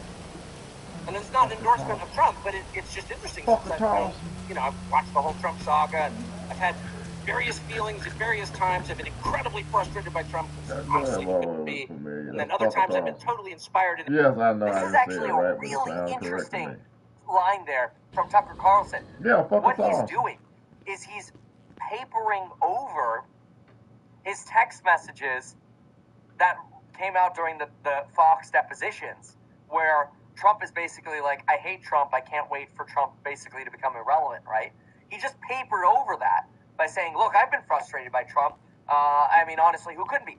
But in fairness, that's actually relatable. I think at some point, everyone has been frustrated by Trump. But then the fact of the matter is, even if you're on the left, everyone's been frustrated by Biden. Why? Because nobody's perfect. That's the way it works. Nobody's perfect. I think that's fascinating. Okay, let's keep going on. I'm excited. But the whole time I'm watching Trump, I'm thinking to myself, the core question which no one ever asks, which is, why do they hate him so much? But honestly, why do they hate Trump so much? It's the talking. It's the talking. It's not because Trump's program is so radical. Are you joking? If this were 1985, he'd be like a center-left liberal. That's actually somewhat of an interesting point. I was thinking about that. So you have Vivek Ramaswamy, who is taking this approach of, I want to be known as extreme. Like, he's literally going on interviews going, I want to be called extreme. And because that's one way to make a name for yourself, right? You say something crazy, and then you get media attention. And I'm not necessarily saying crazy is bad. Maybe that crazy could be good. I'm not trying to cast my opinion on it. But when you say something like, let's abolish the FBI and abolish the Department of Education, first of all, half of the country is going to be like, I don't know about that. And the other half is going to be like, hell yeah. And that's fine. But the point is, it is extreme, right? And so you've got Vivek, who says things that are relatively extreme to get attention. Donald Trump does not have to say anything extreme. He just has to kind of play the middle, which is kind of remarkable. Now, somebody here says that, well, the problem with Republicans is they want us to work until we're in diapers and die. I personally think that might be, and this is trying to come from as much of a in-the-middle point of view as possible. I personally think that if you're working at something that you're not happy about, you should try to do whatever you can to change that, right? Get an education and change something and work where you have at least some enthusiasm for what you're doing. Look, I don't like waking up at 4 a.m. every single day, and I don't need to. I can retire. But I choose to because I do also get excited about providing value and perspective. and hopefully motivating people. You know, there's someone else here who says, hey, Kevin, is the money course, he's talking about how to make more money and get SH19 done faster, course worth it for somebody who has little money and is 22 years old. And I think one of the best places to get started on building your careers, making sure you get the perspective that it's okay to work, it's okay to provide value early on. Yeah, we have a coupon code expiring this Friday, but email us if you have particular questions like this at staff@bkevin.com. Let's keep going with Tucker Carlson here. Radical at all? That's fascism? Are you joking? No. No, it has nothing to do with what he does. It has everything to do with the fact that for whatever reason, his brain is not entirely controlled by the people in charge.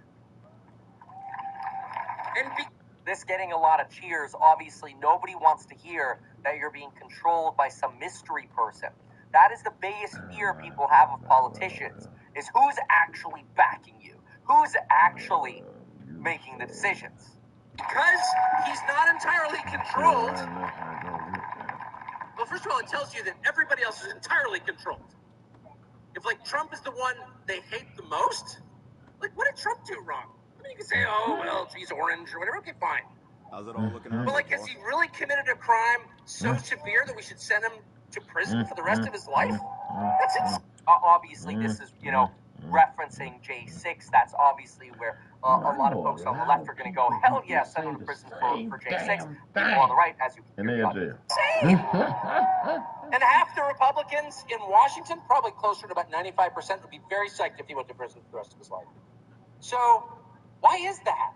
I'll tell you exactly why. I know, because I've watched this really carefully from Washington for his entire term, and then the subsequent 3 years. They hate Trump because they fear Trump. And they fear Trump not because of what he might do, but because what he might say. And at any moment, Trump might be autistic enough to tell the truth about what's actually happening. Whoa, wait, what's that? I was in D.C. when this started, and Trump had the greatest line I've ever heard. And no one even noticed it except me, because I spent my life in Washington. He'll do anything for having some debate. Somebody said something about NATO, which is the North Atlantic Treaty Organization, post-war, to prevent the Soviets from invading Western Europe. And Trump goes, what's the point of NATO? And I remember thinking, what a stupid question. What's the point of NATO? Everyone knows the point of NATO. Like, it's to prevent the Soviets from invading Germany. But I was thinking, but there are no more Soviets. That ended in 1991. So, like, what is the point of NATO? That's actually, and then I was thinking to myself, because I had been living in D.C., so I was, like, captured by the groupthink that does capture you if you live in a place long enough. I remember my wife, who grew up outside Detroit, being like, why would anyone buy a Japanese car? That's insane. You know, I mean, she just grew up here. To this day, she would never have a foreign car. Like, what? They can't really be better. You know, you're a product of the world you live in. So I'd never thought of, like, what's the point of NATO? And Trump said that. And I remember thinking, well, that's an entirely fair question. I'm sure there's a good answer. Anybody? No one can answer it. And instead, they attacked him like he was Hitler. With Mad Dog earlier. And I remember thinking, like, why are you mad at him for asking what turns out to be a totally legitimate question? And maybe you've got a good answer. What is it? Shut up! Oh, shut up! I mean, obviously, the point of NATO is this idea that, hey, we can have democratic countries that essentially agree not to war with each other, right? That's what you have. You have a military alliance. And by having a military alliance, you have smoothed over, simpler trade, basically. I mean, look at the North American Free Trade Agreement, which has been replaced by new agreements. But anyway, like, you have... free trade between Mexico and Canada. You have incentivized trade between America and Europe. A lot of this has to do, in my opinion, with the economy in terms of the existence of NATO. And there is, I mean, technically, there has not been a democratic country that has warred with another democratic country. And this is not saying left-leaning. I'm saying, like, democracy, like a republic, right? You don't get that. Like, you don't, like, England and Germany aren't going to war anymore. You know, Germany's not invading America. So you can have policies that do, try to shape, incentives in different countries. And those could be like taxing, for example, European vehicles that are imported into America to incentivize the purchase of American vehicles. And that's fine. That's why BMWs are so expensive in America, whereas when you go to Europe, every taxi and every cop car is a BMW or a Volkswagen. Well, it's because you don't have these extra tariffs on them. So the point, in my opinion, is economical. But then the question is, which is raised fairly, is, okay, well, do you need a military alliance to create an economic alliance? And that's where some might say maybe not. Bob, that's your answer, really? And it was that kind of thing. And it was the fear that he might say one of 1,000 things that you're not allowed to say, which is pretty much everything at this point. And by the way, I'll stop this and take our questions. But if you want to know, this is, and I'm being completely sincere, what's Anything true? I can do for you, boss? I'll be here. The true things are the things that you can't say. I I cannot remember the last time someone in public life. Probably before I could. All right, well, cuts off here. So, yeah, this gives us a little bit of a look of well, what you've got from Tucker Carlson's POV, some of the latest that you get from the big old Donnie T. Some things to keep in mind are you do end up having, the next debate coming up. I want to say that's actually this month. It's going to be at the Ronald Reagan Library. That's actually here in Simi Valley. So let's take a look at that. Ronald Reagan Library presidential debate. I'll obviously be covering this September 27th. So mark your calendar for that. That's going to be very entertaining. And that'll be California time in the evening hours, I believe 6. So it's probably be closer to 5 or 6, which would probably be somewhere around 8 to 9. Oh, here it is, 6 p.m. actually. Wow, that gets a little late on the East Coast. But anyway, that's 9 p.m. then on the East Coast. Presidential debate, Ronald Reagan Library. Check-in opens at 4 p.m. Viewing of the main debate is at 6 p.m. Obviously, we'll be covering that. And then it's expected to last 3 hours. I think that's because it's 2 hours for the actual debate, and then they do sort of, interviews with the media or whatever afterwards. So then you flip around between Fox and CNN or whatever channels you want to watch to get some additional commentary, which I think is pretty interesting. So, yeah, all right. I don't care how rich he is. This ain't his fucking music to be see what else we got going on. Side of China, and if you still think that ARM would be a good investment, even if it lost the China business, then at least you could feel good about the decision. But it seems very complicated, the ARM China ownership structure. So there's no direct management from ARM or from SoftBank in this part of the business. You got the CCTV feed for the mansion. Yes. Oh. Eunice, are you there? Sorry. Yeah. Sorry, you cut out. So just on the complexity around ARM China, who manages it, who owns it, and it seems like a pretty big risk and kind of tough to figure out.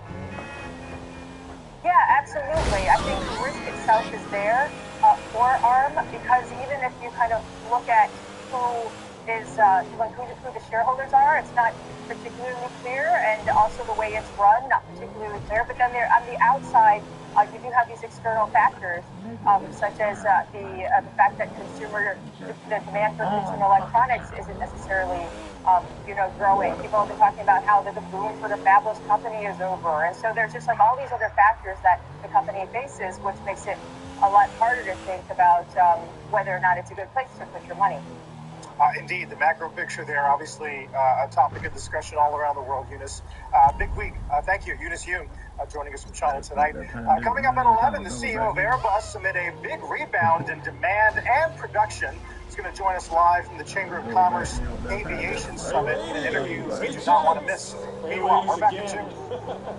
Thank you for coming to my little soiree. Let me apologize for the unusual arrangement this evening. I have a business matter to attend to inside, but don't worry. The NASDAQ went from, up to down. Actually, I think it only got to positive or negative 0.14 or something like that. So everything taking a little bit of a little poopsie-doopsie. We'll see if there was any news. It's falling down.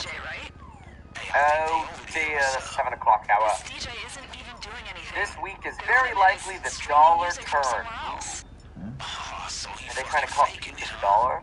Interesting, I think they are. I'm gonna try and track down the real source now. Let's try like, yes, bullish, dollar ETF. Alright, I did a little snooping around this guy's home network. Oh, wow. He's sitting Alright, inside so let's with the zoom music. out here on the week. Okay, shit, what you think, Dre? Alright. You know what I think? So this gives you a little bit of a look of the dollar's movement over the last 3-4 years. Pretty up there. Okay, but ISADs. What else? Seems like nobody thinks CPI will be lower than forecast. Yeah, I mean, they were pretty low. Not great in the sense that you get a miss to the upside because of that.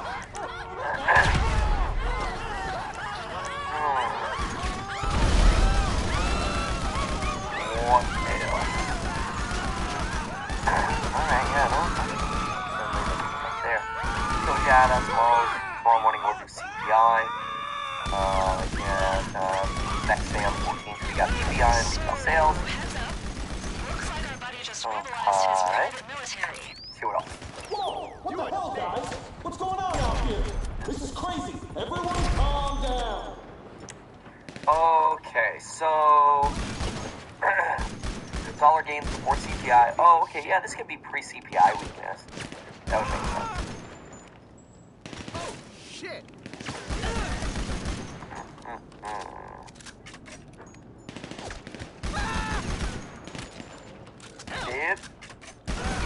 The ARM IPO, I'm so curious to see how that goes, by the way. If you haven't seen it yet, I made a really big video on the ARM IPO. And I broke down everything in my opinion you need to know about the risks of the ARM IPO. Specifically as they, Sarah was talking about the management. Basically, ARM, like 20-25% of their revenue is coming from ARM China, but they have no oversight at all into that division. They just have to believe what they're saying. Very, very far-reaching. Anyway. Eamon Javers is live in Washington with more. Morning, Eamon.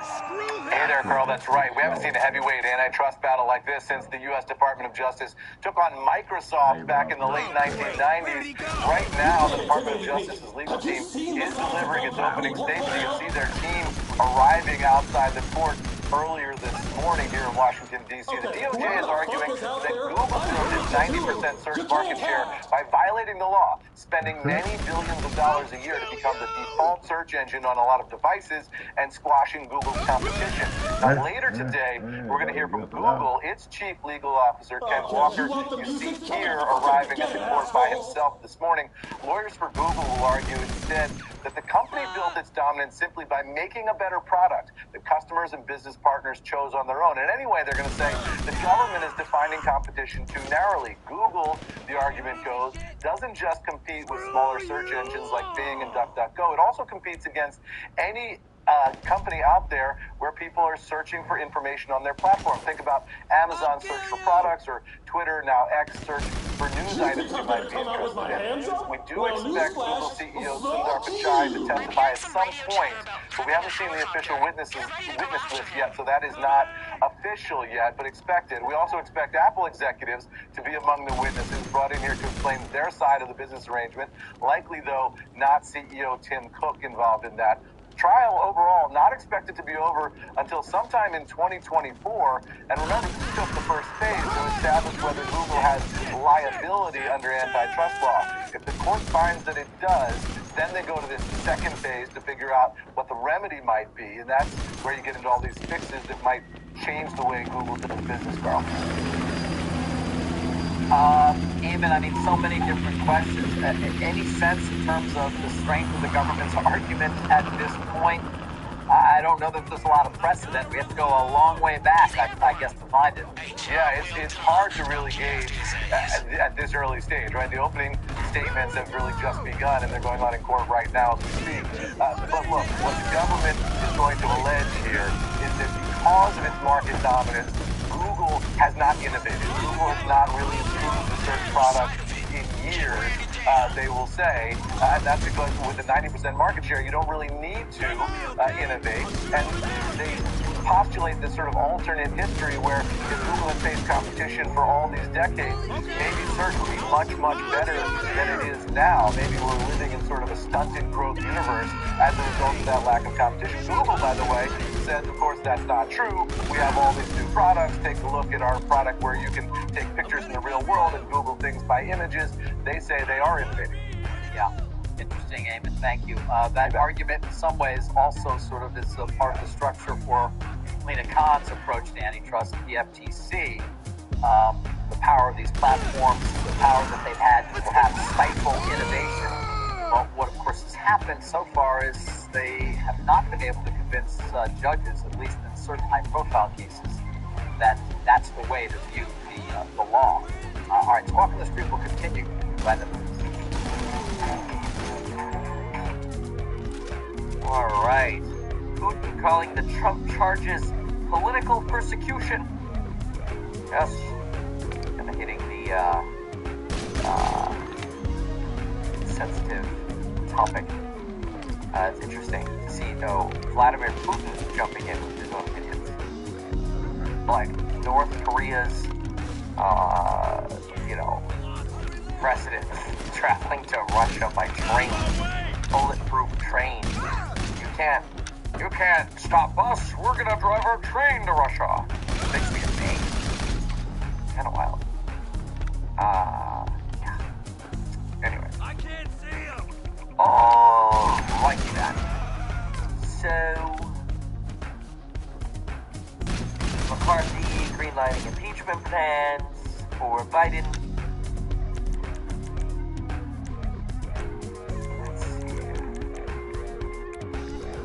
The problem with that is you need a 2/3 vote in the Senate. Just not going to get that. Obviously, not a single Dem is going to go for it. So I think it's more like tit for tat. It also just feels like a waste of time. Once again, it just feels like, why can't Congress just focus on helping Americans? Where did he go? Let the election do that.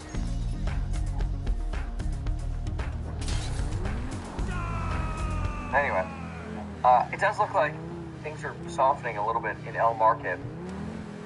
Probably again because CPI coming up tomorrow. So, look at that. Go right back to the baby, why don't you? Not to be a buzzkill, but So anyway, that's what I got for today. Thanks for being here. 2 hours and 24 minutes. See you tomorrow for CPI Day. And email us if you got questions on those bundles or courses or financial advice, whatever, shadowing. Email us at staff@meetkevin.com. Get you take care. Thanks, bye.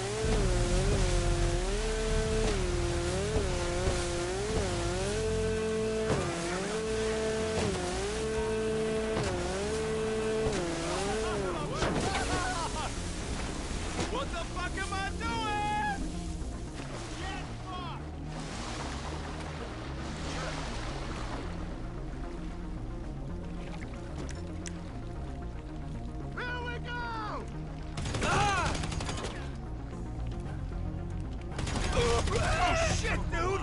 Oh.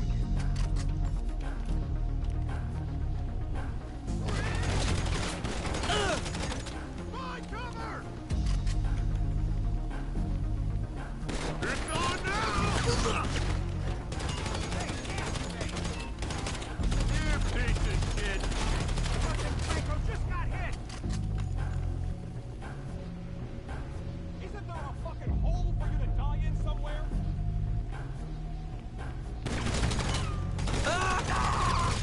Something!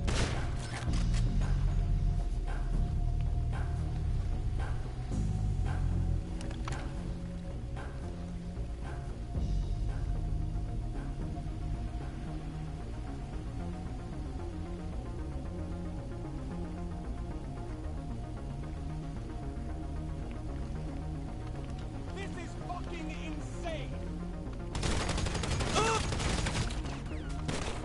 Hide behind something!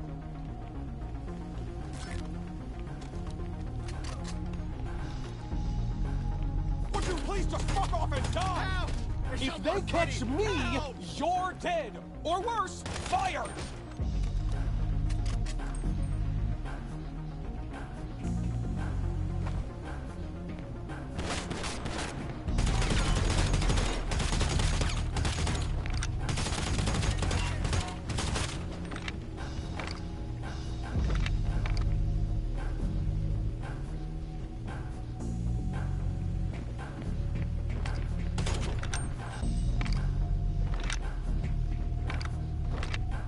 Shoot them like they're fucking coming to kill you too!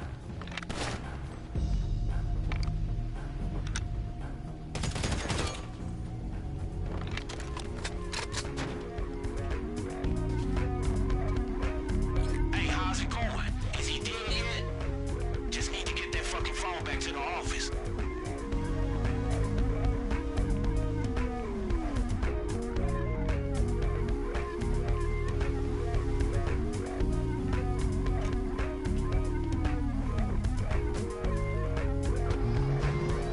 Looks like the private military didn't get the memo about their dead employer yet.